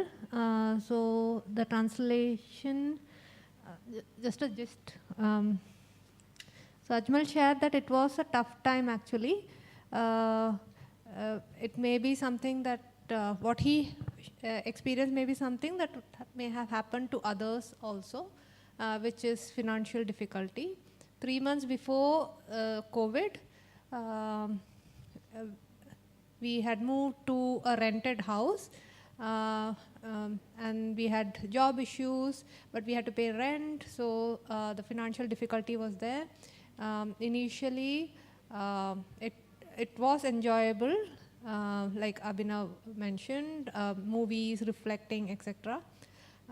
Later, people used to come together only to eat food, otherwise everyone is in their own room with mobile. So it started getting boring after some time. Also later, the place they had rented had water shortage, and so they decided to come back to their own home. And as was required at that point of time, they had signed this affidavit which police had required, a self-declaration form, which you can just write and sign, and this is the reason I'm moving. So they had done that, but on the way, on the road, they did have a very negative experience with the police.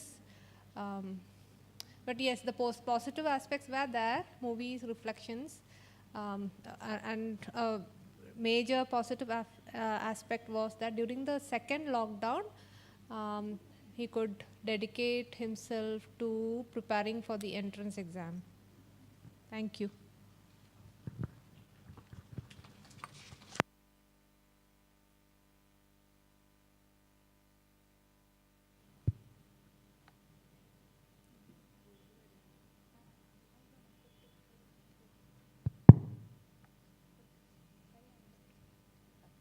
Okay, so for me personally, it was a tough time. Like should I stand up and say? Okay, cool. Okay. So for me personally, it was really very difficult. Like, എന്താ പറയുക, കോവിഡിലേക്ക് enter ചെയ്യുന്ന ടൈമും ബുദ്ധിമുട്ടായിരുന്നു. അപ്പം കുറേ ഈ പറഞ്ഞ പോലെ പോസിറ്റീവായിട്ടുള്ളൊരു ഇമ്പാക്റ്റും ഉണ്ടായിട്ടുണ്ട്, നെഗറ്റീവായിട്ടുള്ളൊരു ഇമ്പാക്റ്റും ഉണ്ടായിട്ടുണ്ട്. പോസിറ്റീവ് വാസ് ദാറ്റ് എനിക്ക് എൻ്റെ ഫാമിലിയുടെ കൂടെ അവരെ അറിയാനും അവർക്ക് എന്നെ മനസ്സിലാക്കാനുള്ളൊരു നല്ലൊരു ഓപ്പർച്യൂണിറ്റി കിട്ടി എന്നുള്ളതായിരുന്നു. And the best part was that now we even have family time, hug time. I don't know from where we got that, but still we are continuing with that. And negative thing was that like ഞങ്ങൾ ഈ കോവിഡിൽ നിന്ന് ഇറങ്ങിക്കഴിഞ്ഞപ്പോഴും ഭയങ്കരമായിട്ട് ഞാൻ totally ഒരു anxious ആയിട്ടുള്ളൊരു കുട്ടിയായിരുന്നില്ല. പക്ഷെ പിന്നീട് ഒരു ആങ്സൈറ്റി വരിക, ആൾക്കാരോട് കാണുമ്പോൾ ഇങ്ങനെ ഭയങ്കര ബുദ്ധിമുട്ട് തോന്നുക, അങ്ങനത്തെ ഉള്ള ഒരുപാട് ടൈമിൽ കൂടെ ഫേസ് ചെയ്ത് പോയിട്ടുണ്ട്. അപ്പം it's like it's tough. Still it's tough, but I don't know, I'm trying to manage it, and that's it. That's all about my COVID story. Thank you.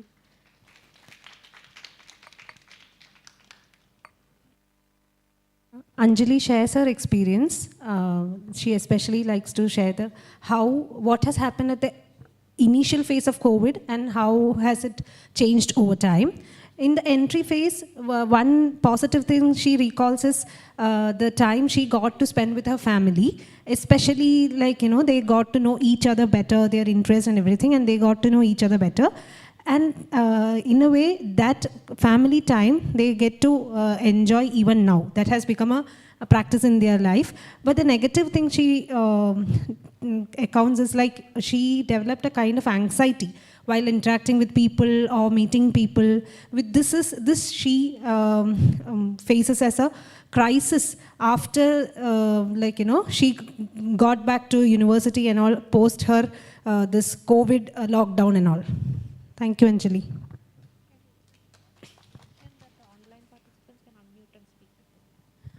Online participants, you can also share your experiences. You can unmute the mic and please feel free to share your experiences.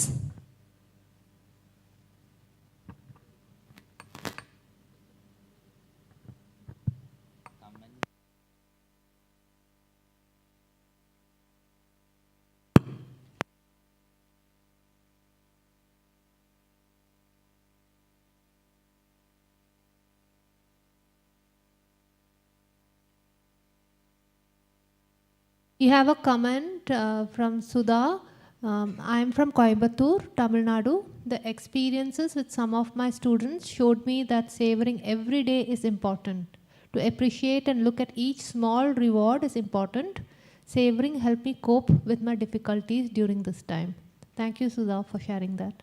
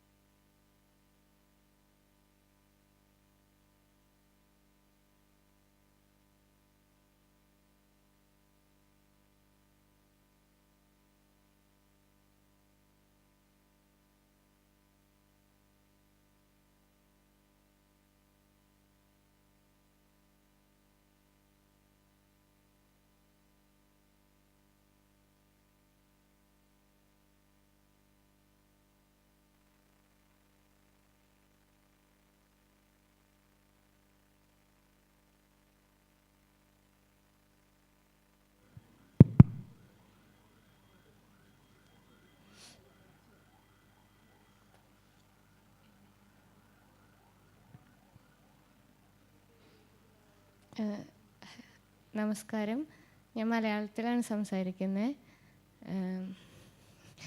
Focus ചെയ്തില്ലെങ്കിലും കുഴപ്പമില്ല. എണീക്കാൻ വയ്യാത്തതുകൊണ്ടാണ് എണീക്കാത്ത. Covid സമയത്തെ എക്സ്പീരിയൻസാണ് നമ്മളിവിടെ share ചെയ്യാം എന്ന് വിചാരിച്ച്. അപ്പോൾ എൻ്റെ ഒരു പേഴ്സണൽ എക്സ്പീരിയൻസാണ്. ഒട്ടും നല്ലതായിരുന്നില്ല. കാരണം കോവിഡ് മാർച്ച് തുടക്കത്തിൽ ഇവിടെ കോവിഡ് നമ്മുടെ നാട്ടിലൊക്കെ റിപ്പോർട്ട് ചെയ്ത് തുടങ്ങി. കേരളത്തിലാണ് ആദ്യം ലോക്ക്ഡൗൺ വന്നത്. അപ്പോൾ യൂണിവേഴ്സിറ്റി എനിക്ക് ഓർമ്മയുണ്ട്, മാർച്ച് 10 ഇവിടെ നിന്ന് എല്ലാവരും പോകണമെന്ന് പറഞ്ഞിട്ട് യൂണിവേഴ്സിറ്റി ഓർഡർ വന്നു.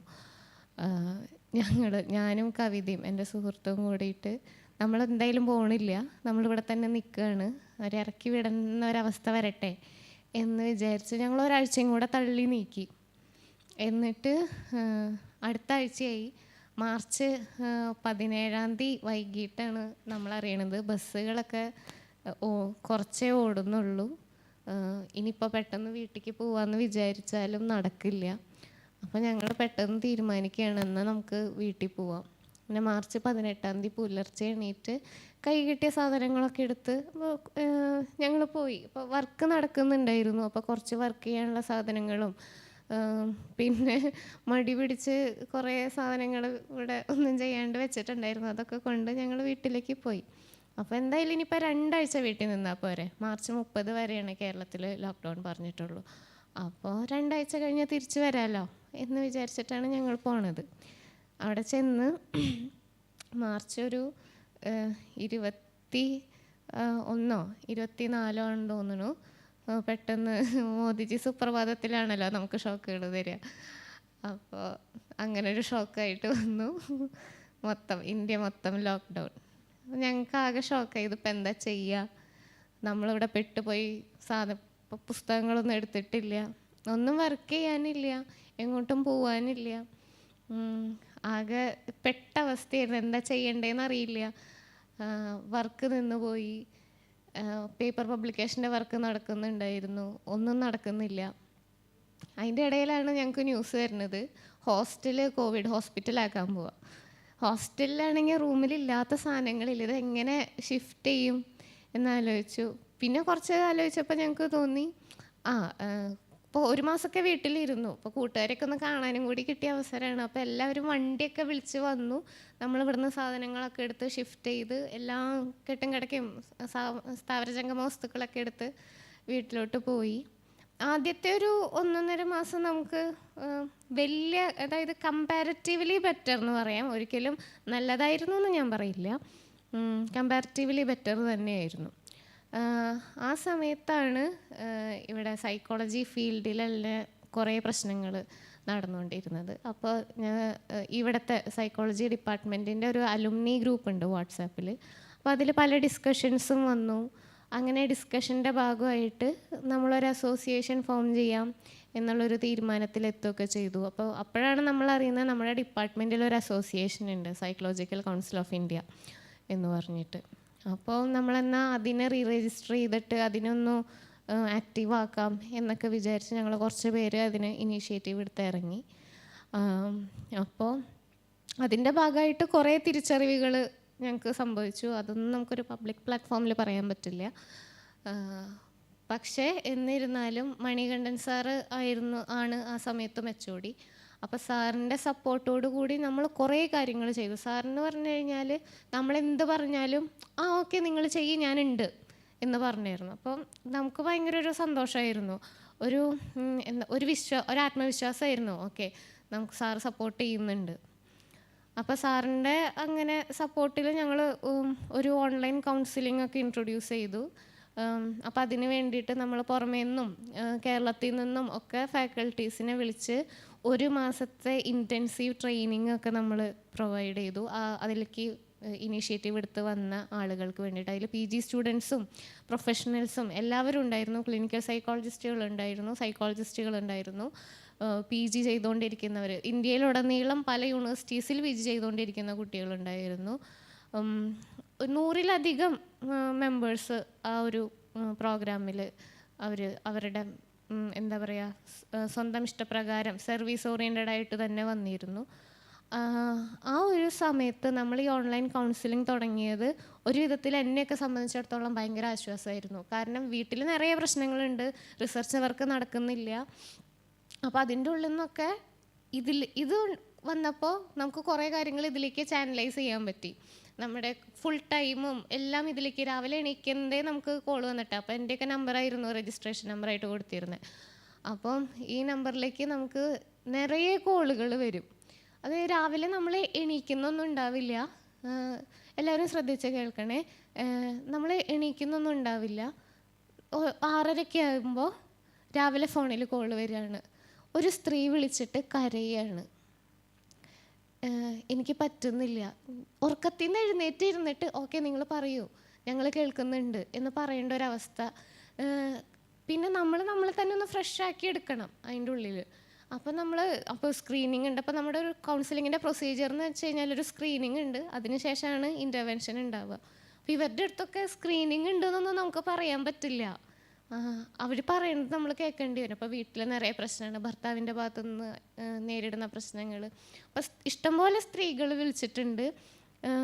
ഇതൊക്കെ എത്രത്തോളം ഒരു സ്റ്റാറ്റിസ്റ്റിക്കൽ റിപ്പോർട്ടായിട്ട് പുറത്തു വന്നിട്ടുണ്ടെന്ന് എനിക്കറിയില്ല. പക്ഷേ വീട്ടിലിങ്ങനെ അബ്യൂസ് ആയിട്ട് നിറയെ സ്ത്രീകൾ വിളിച്ചിട്ടുണ്ട്. അങ്ങനെ കുറേ സ്ത്രീകളെ നമുക്ക് ഡീൽ ചെയ്യാൻ പറ്റി. കുറേ പേർക്ക് നമ്മൾ സർവീസ് നമുക്ക് കൊടുക്കാൻ പറ്റി. അത് അക്കാര്യത്തിലൊരു സന്തോഷമുണ്ട്. പക്ഷേ അത് മറ്റൊരു തിരിച്ചറിവും കൂടിയായിരുന്നു, അത്രയധികം പേര് ബുദ്ധിമുട്ട് അനുഭവിക്കുന്നുണ്ട്. ഇത് ഫോണെടുത്ത് വിളിക്കാൻ പറ്റുന്നവരുടെ അവസ്ഥ. ഫോണെടുത്ത് വിളിക്കാൻ പറ്റാത്തവർ എത്ര പേരുണ്ടായി? ആ സമയത്തായിരുന്നു നമ്മൾക്ക് വീഡിയോ ഒക്കെ കാണാൻ പറ്റിയിരുന്നു. വീഡിയോസ് ഇങ്ങനെ വാട്സപ്പിൽ ഇങ്ങനെ സർക്കുലേറ്റ് ചെയ്ത് വരാറുണ്ട്. ഒരു അമ്മയും മകളും ഒക്കെ റോട്ടിൽ കൂടെ നടന്നു പോവാണ്. മകളുടെ കാലിൻ്റെ അടിയിൽ നടന്ന് കാലിൻ്റെ അടിയിലൊക്കെ പൊട്ടിയിട്ടുണ്ട്.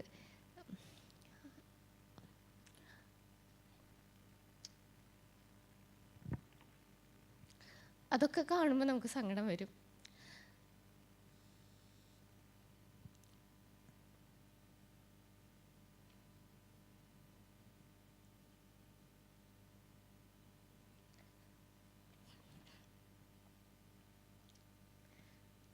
അങ്ങനെ കുറേ വീഡിയോസ് നമുക്ക് കാണാനുണ്ടായിരുന്നു.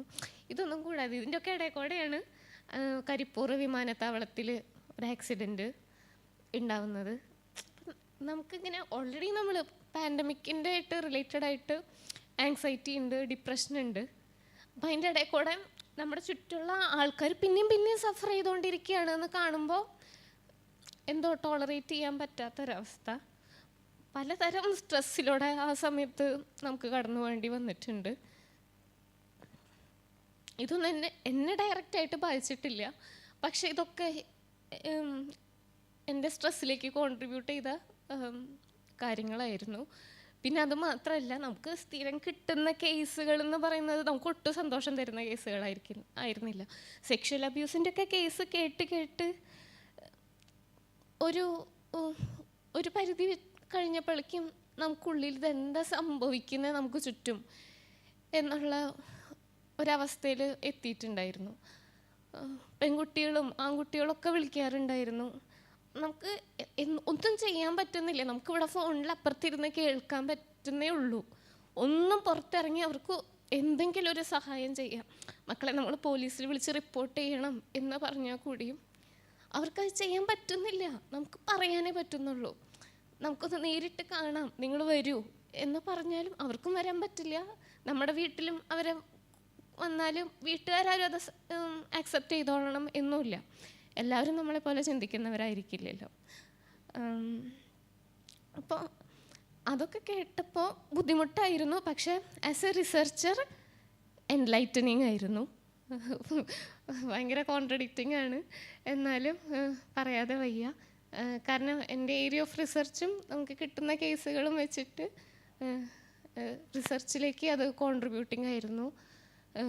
പിന്നെ as A professional psychology professional എന്നുള്ള നിലയ്ക്കും നമുക്ക് ഹ്യൂമൻ ബിഹേവിയറിൻ്റെ പാറ്റേൺസ് കണ്ടുപിടിക്കാനുള്ള കുറേ കാര്യങ്ങൾ അതിൽ കൂടെ സഹായിച്ചിട്ടുണ്ട്. അപ്പം കോവിഡ് എന്ന് പറയുന്നത് ഒട്ടും ഈസി ആയിരുന്നില്ല, പേഴ്സണലി ആൻഡ് പ്രൊഫഷണലി എന്നെ സംബന്ധിച്ചിടത്തോളം. പിന്നെ എനിക്ക് ചില സുഹൃത്തുക്കളുണ്ടായിരുന്നു, ട്രാൻസ്ജെൻഡർ സുഹൃത്തുക്കൾ. അവരെയൊക്കെ കോണ്ടാക്റ്റ് ചെയ്യുകയുണ്ടായി. അവരുടെ അതിലേറെ ദയനീയമായിട്ടുള്ള അവസ്ഥയായിരുന്നു. പോകാനൊരിടയില്ല, താമസിക്കാനൊരിടയില്ല. രാത്രികാലങ്ങളിൽ ഇറങ്ങി നടക്കുമ്പോൾ വണ്ടികളിലുള്ള ആൾക്കാർ വന്ന് പിടിച്ച് വലിച്ചുകൊണ്ട് പോവുകയാണ്. അതിനുശേഷം അവരനുഭവിക്കുന്ന ഡിപ്രഷൻ. അതിലൊരാൾ പഠിക്കുന്ന സ്റ്റുഡൻ്റ് ആയിരുന്നു, അവർക്ക് എക്സാം ആവാറായിട്ടുണ്ടായിരുന്നു. പഠനത്തിനെ അവരെ ബാധിക്കുന്നു. എനിക്ക് നേരിട്ട് പോയിട്ട് അവർക്ക് സർവീസ് ഒന്നും ചെയ്യാൻ പറ്റുന്നില്ല. അവർ ഫോൺ വിളിച്ചിട്ട് കരയല്ലാണ്ട് ഒന്നും സംസാരിക്കുന്നില്ല. നമുക്ക് എന്തെങ്കിലും സംസാരിക്കുകയാണെങ്കിൽ എന്തെങ്കിലും തിരിച്ചങ്ങോട്ട് പറയായിരുന്നു, പക്ഷെ അതും പറ്റുന്നില്ല. പലർക്കും ജോലിയില്ല, ഭക്ഷണമില്ല, എവിടെ നിന്ന് എന്താ എത്തിച്ചു കൊടുക്കുക.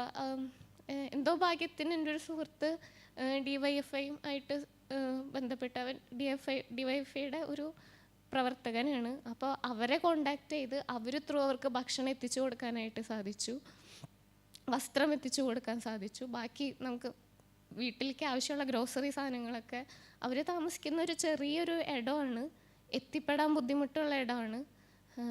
അപ്പോൾ അവിടേക്ക് ഇത് ആൾക്കാരെത്തുക, പ്രത്യേകിച്ച് ഇവർ ട്രാൻസ്ജെൻഡേഴ്സാണ്.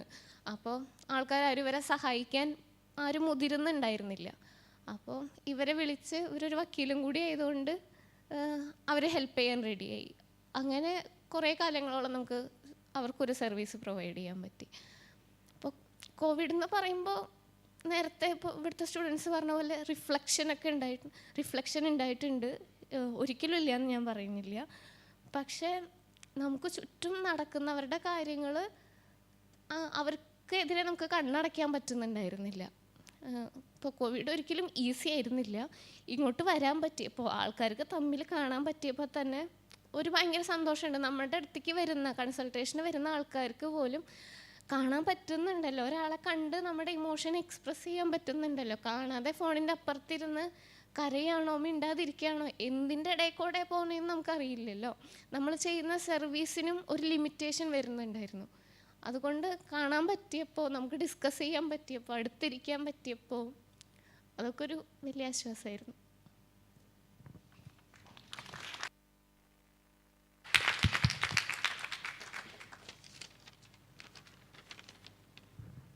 Thank you, Aparna, for sharing your experience. I'll try to translate what Aparna has said, but someone who can follow the local language could relate to that even better. So Aparna was trying to share her personal experience, which she recalls as a not so good experience. It all started and when the earlier cases were reported from Kerala, the lockdown was imposed in our state first. And as a part of that, the university decided to close. University was closed for a couple of weeks. And so Aparna and one of her friends decided to stay back till the time the hostel authorities forced them to get back to home. But after a week's time, they realized that, the government was trying to impose some restrictions, and only essential services were allowed to function. And even though, so they did not have any other option, and they decided to get back home. And they were in the hope that they could get back to hostel in a span of 2 weeks, and they carried only necessary stuffs. Unfortunately, it was in the same time they were working on some papers and everything, but they thought they'll get back, so they weren't much prepared. What happened is, one fine day, the lockdown was imposed pan-India, and then they were left clueless as to what next. But they waited for a while, and then they realized that they should get back to university and at least get their stuffs home so that they can work from home. In the middle of this, the university hostel was converted to a CFLTC also. So they somehow got here, and then they took their stuff back home. In the middle of this, there were so many other incidents happening, like many cases of psychological issues. People experiencing psychological issues started getting reported. And so people, as psychologists, they started deciding on how community help can be extended. Under the Psychological Council of India, like a counseling cell, online counseling cell was set up.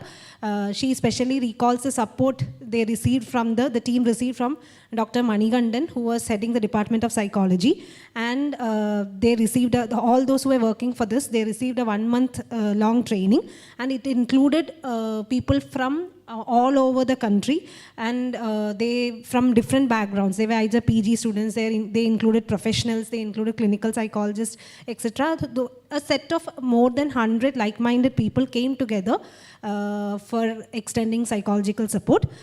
It was a sense of relief considering the so many other hardships they were undergoing at that point of time. But she specifically recalls this incident where, like, people generally were sleeping or lazing around, but one early morning at around 6:30 a.m., she receives a call from a lady who was crying, and she was in such a phase that she said she can't take this anymore. And though the counseling procedure demanded a screening and then deciding what is to be done, in a situation like this, nothing could be done, and she even feels that all we could do is to listen to these people, and no other kind of support, or she couldn't even call them for a personal consultation or anything. Only thing they could do is to listen to these people. Many cases of family issues, abuse from the partner, and then abuse for both males and females. So many cases of this kind, they were listening every day. It was an eye-opening experience that so many people are undergoing different kind of issues. She also recalls of seeing a video which was going viral at that time, where a mom and daughter who were walking on the roads, and how that daughter's leg was wounded, walking such a long distance. So all these kind of things leaves an emotional mark in her.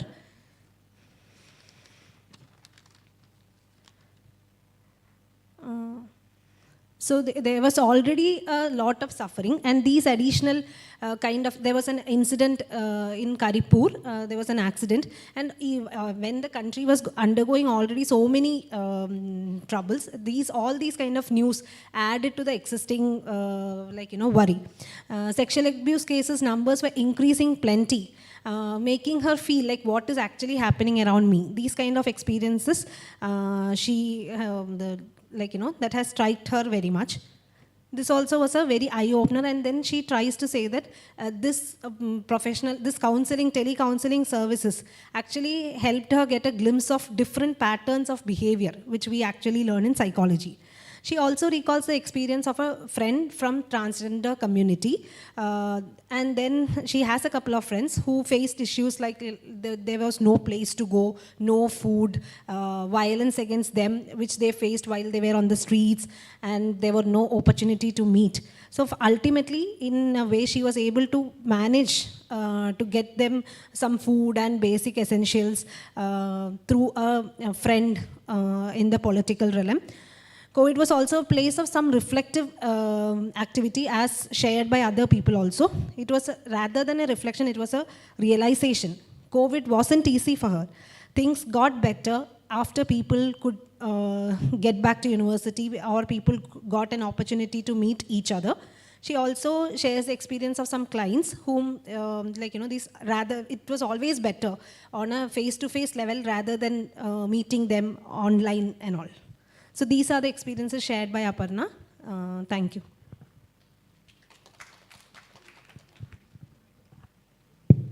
Over to Sayanth. ഇത്തരത്തിലുള്ള ഒരു experience അല്ല എനിക്ക് പറയാനുണ്ടായിരുന്നത്. ഞാൻ ഒരു ആർട്ടിസ്റ്റിക്കലായിട്ട് അല്ലെങ്കിൽ അങ്ങനെ art എന്ന് പറഞ്ഞൊരു ഫീൽഡിൽ വർക്ക് ചെയ്യുന്ന അല്ലെങ്കിൽ അതിനോട് താല്പര്യമുള്ള ഒരാളാണ്. അപ്പോൾ ആ ഫീൽഡിൽ എനിക്കുണ്ടായ ചെറിയൊരു അനുഭവമാണ്.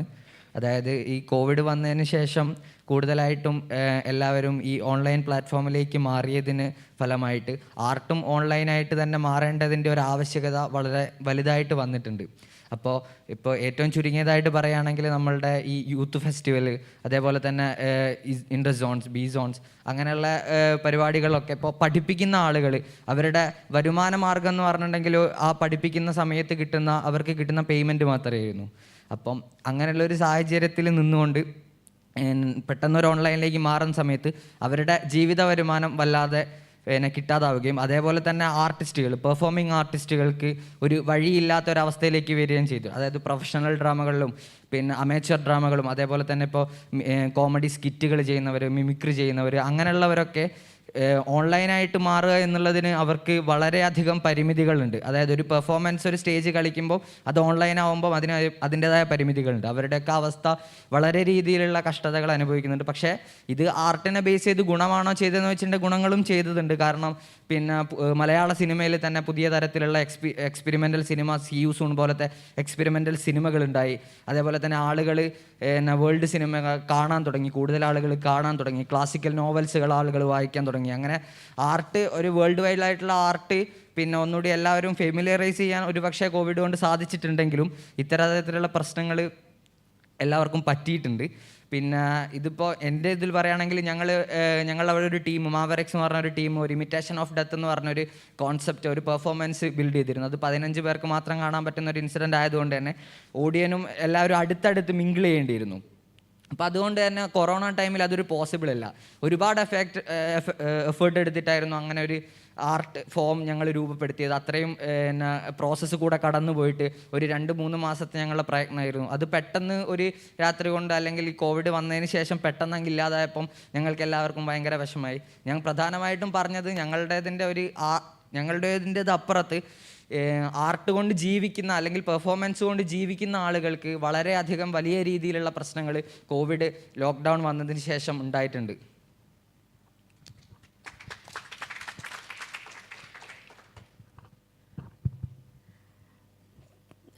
Sayan tries to share the perspectives of an artist. Being an artist himself, he tries to share some experiences of artists working in various fields, especially the stage performers.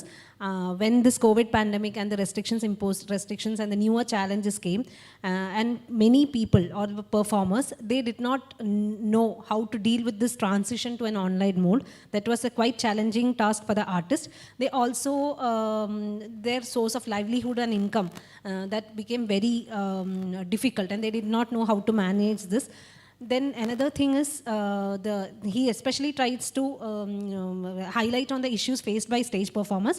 He also said how this pandemic led to a shift in preferences to international cinemas or to trying out experimental cinemas, and how people have started reading or reading classics, etc. He also recalls a personal experience about a stage performance or a drama which they were preparing, which included working in close collaboration with the team members. But the restrictions of the COVID and all made it very difficult for them. And as in an overnight, they had to start thinking about how this can be transformed into an online mode. These kind of challenges are some of the challenges faced by artists. And Sayan tries to give us a perspective of artists and how they had, and a glimpse of the crisis, what they have experienced during the COVID pandemic. Thank you, Sayan. Hello. ഞാൻ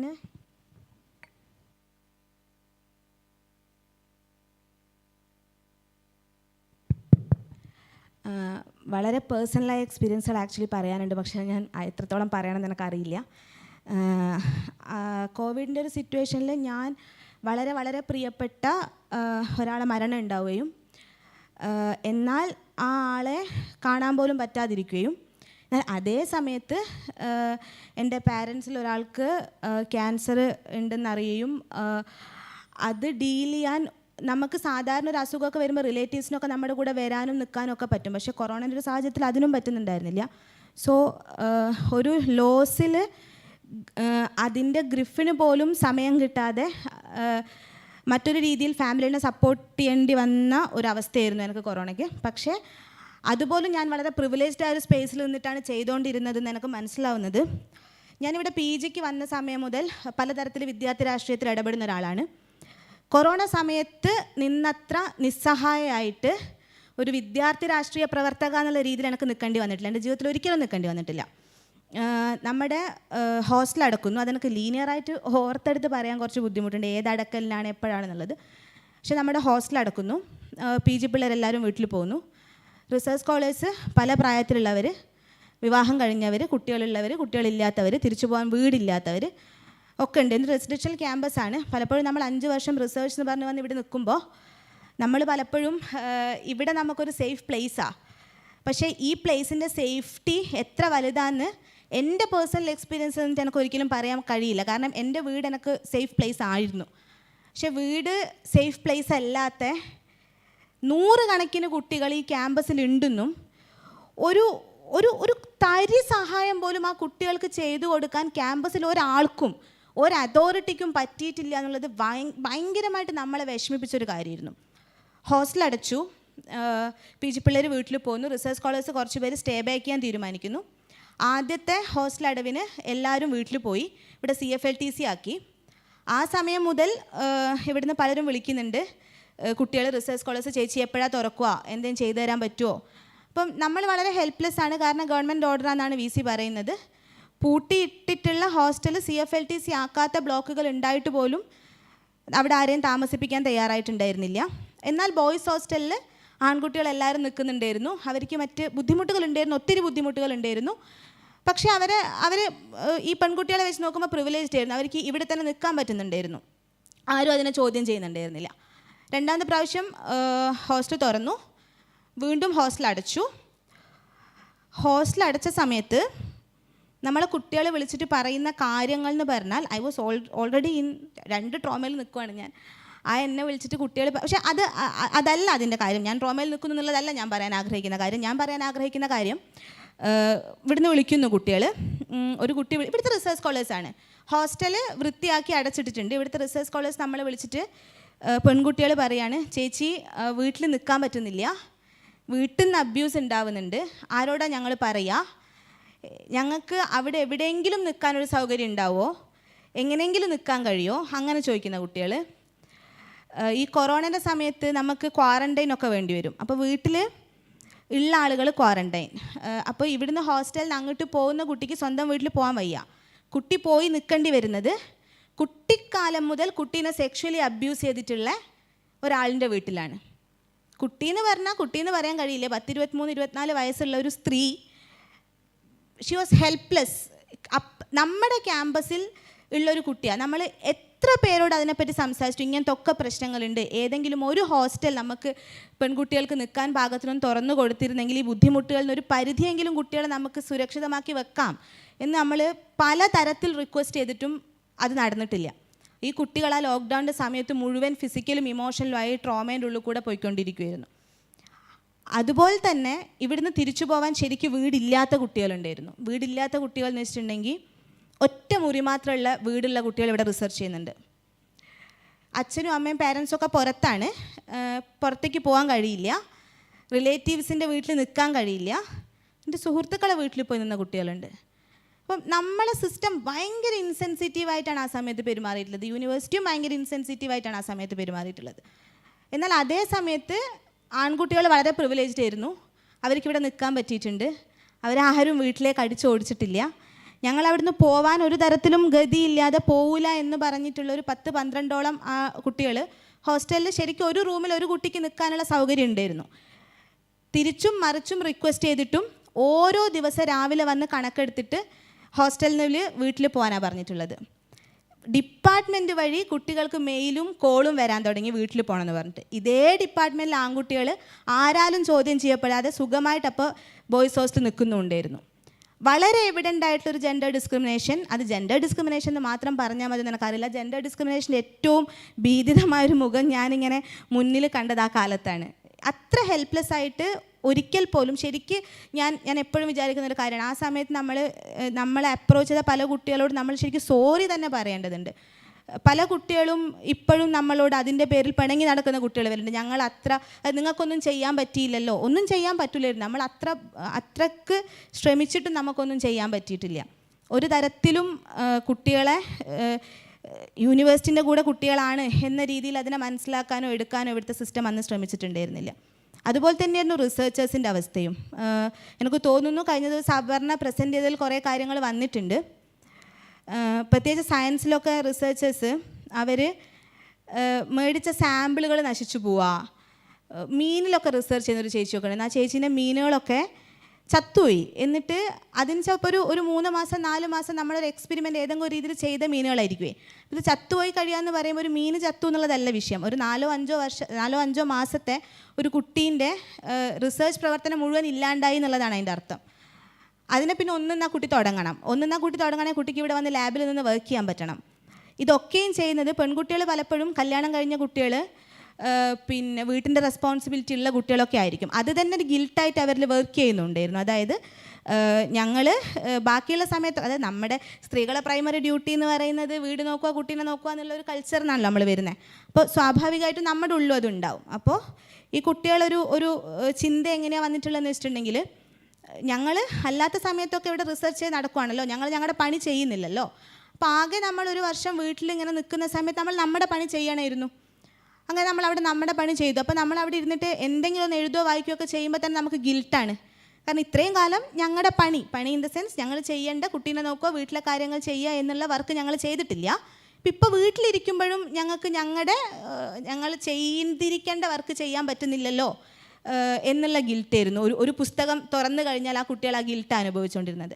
ഇതൊക്കെ കഴിഞ്ഞ് ഇപ്പോൾ ഇതൊക്കെ തുറന്ന് തിരിച്ചിവിടെ വന്നിട്ട് എനിക്ക് ladies ഹോസ്റ്റലിൽ എണ്ണിപ്പറഞ്ഞൊരു 6-7 പെൺകുട്ടികളെ, സ്ത്രീകളെ കാണിച്ചു തരാൻ പറ്റും ഇപ്പോഴും തിരിച്ച് റിസർച്ചിലേക്ക് കയറാൻ പറ്റാത്തത്. 1.5 വർഷം 1.25 വർഷം വീട്ടിലിരുന്ന് വീട്ടിൻ്റെ അതിൻ്റെ എല്ലാ വൃത്തികേടും, വീടെന്ന് പറയുന്നത് ഞാനതാ പറഞ്ഞത്, ഞാൻ എൻ്റെ ബുദ്ധിമുട്ടുകൾ അതുകൊണ്ടാണ് പറയരുത് എന്ന് തീരുമാനിച്ചത്. കാരണം എനിക്കെൻ്റെ വീടൊരു സേഫ് പ്ലേസ് ആയിരുന്നു. ഇത്രയും ട്രോമേൻ്റെ ഇടക്കും എനിക്കെൻ്റെ വീടൊരു സേഫ് പ്ലേസ് ആയിരുന്നു. പക്ഷേ വീടെന്ന് പറയുന്നതിൻ്റെ എല്ലാ വൃത്തികേടും അതിൻ്റെ എക്സ്ട്രീമിറ്റിയിൽ അനുഭവിച്ചിട്ട് തിരിച്ചു വന്നിരുന്നിട്ട് ഒരു 4ാമത്തെ അല്ലെങ്കിൽ ഒരു 5ാമത്തെ വർഷം റിസർച്ച് ചെയ്യുന്നൊരു കുട്ടി ആലോചിക്കുവാണ് എൻ്റെ വർക്ക് എന്തായിരുന്നു എന്ന്. അവരാ വർക്കിൽ നിന്ന് കംപ്ലീറ്റായി ഇറങ്ങിപ്പോന്നിട്ട് തിരിച്ച് കയറാൻ പറ്റാതെ അന്തം വിട്ട് നടക്കുന്ന 5-6 റിസർച്ചേഴ്സിനെ എനിക്ക് ചൂണ്ടിക്കാണിച്ച്, എൻ്റെ പേഴ്സണൽ എക്സ്പീരിയൻസ് എനിക്ക് ചൂണ്ടിക്കാണിച്ചു തരാൻ പറ്റും. അപ്പം ബാക്കിയുള്ള മരണങ്ങളും ബാക്കിയുള്ള ബുദ്ധിമുട്ടുകളും ഒക്കെ വെച്ച് നോക്കുമ്പോൾ ഇതൊക്കെ ഒരു വലിയ കാര്യമാണോ എന്ന് ചോദിച്ചാൽ എനിക്കറിയില്ല. പക്ഷേ അനുഭവിക്കുന്നവരെ സംബന്ധിച്ചിടത്തോളം അതും ഒരു വലിയ എക്സ്പീരിയൻസ് തന്നെയായിരുന്നു.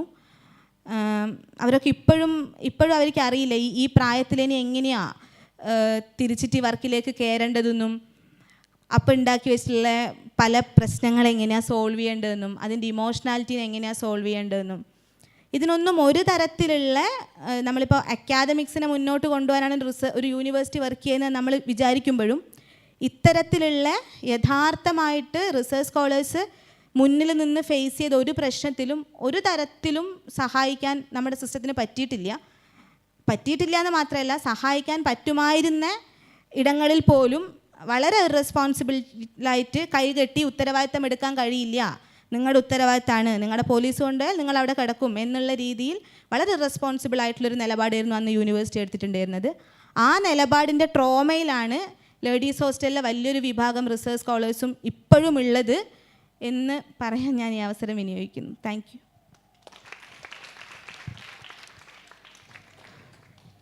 Thank you, Kavita, for sharing your experience on the COVID pandemic phase. Due to the lack of time, we have to wind up the session now. And considering the fact that all the participants who have joined online can follow Malayalam, I'm not translating this account by Kavita. Sorry, Kavita, but we have made sure that all those who are online, they can understand what is being discussed. And I would request all the participants to join the next session by sharp 2 p.m. itself. And we will have to keep the time for the valedictory session also. So please make sure that you all get back to the auditorium by 2 p.m. Thank you.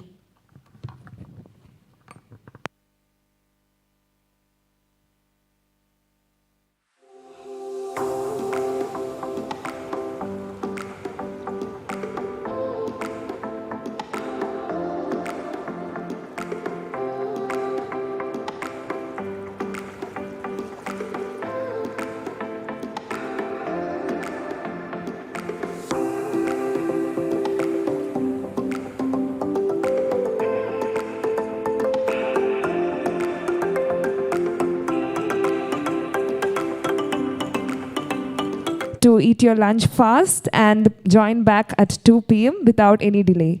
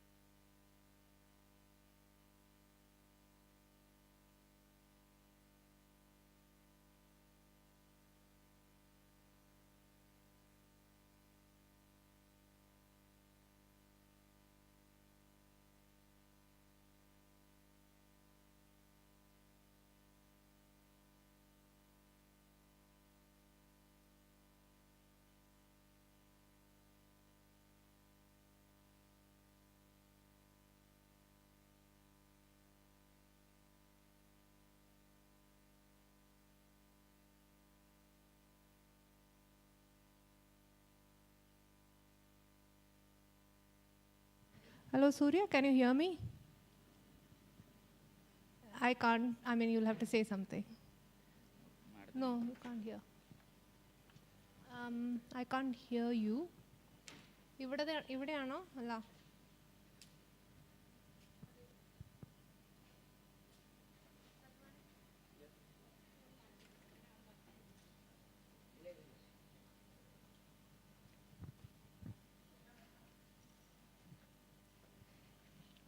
You can hear me. Can you say something just to see if I can hear you? Oh, you, okay. അങ്ങേര് പറയുന്നൊന്നും കേൾക്കുന്നില്ല. അങ്ങേരുടെ മൈക്കാണോ?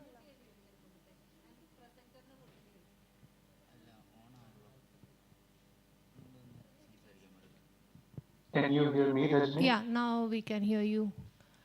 Okay. Do you want to try your slide share? Okay, again you're gone. This is Swapnil.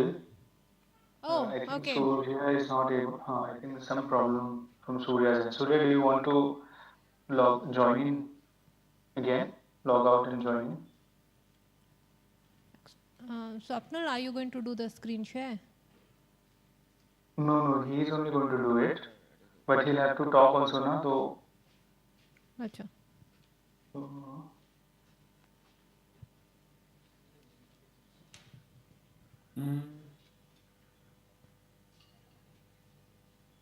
Some problem with my... Surya, we can hear you now. Yeah, we can hear you now. No, I'm speaking without the earphones, so that's not how I want to. 1 second.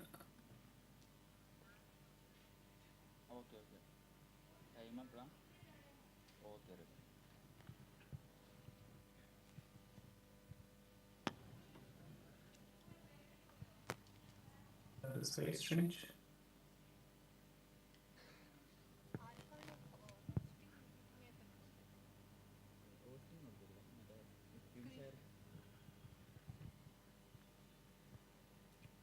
One second.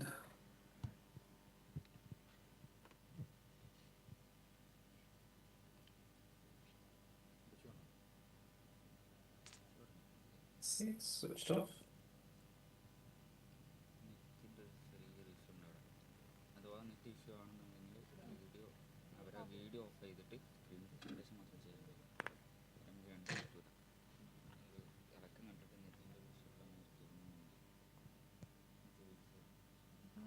Audio.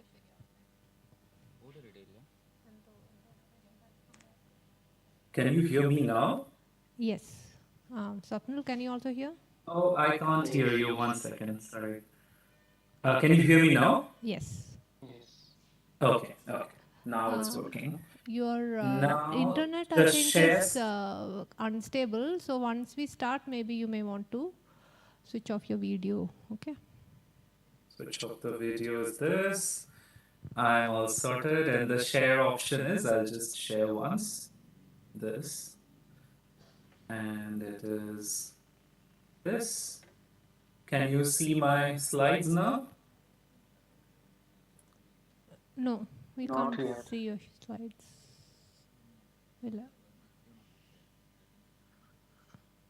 Still not? Yeah, it's just coming. Yeah. Oh, yeah, we can see. Swapnil's work.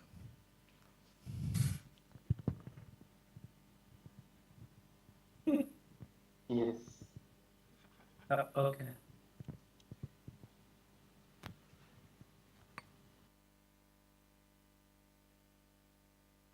Yeah, so everything's working now, it looks like, right? So in 10 minutes, we are starting, is it? Yeah. Just it is lunchtime here, so they will join back at 2. So you can either, if you want to go, that's fine, and get back. The network is unstable over Surya. Thoda, yeah. So. Yeah. So I'll switch off my video when I share, because sometimes the voices, and yeah. And is there any, Rajni, is there any particular recommendation for what volume does one need to speak in for it to be very audible? Is this okay? This is fine. This is absolutely fine. Okay. So they will manage the audio, so irrespective. So this is fine. You just speak like this to the YouTube Sure. channel, and here we have the sound people who will manage that. I see. I see. Swapnil, you won't need the video at all, right? So Surya No, is no. doing this. Okay. Yeah.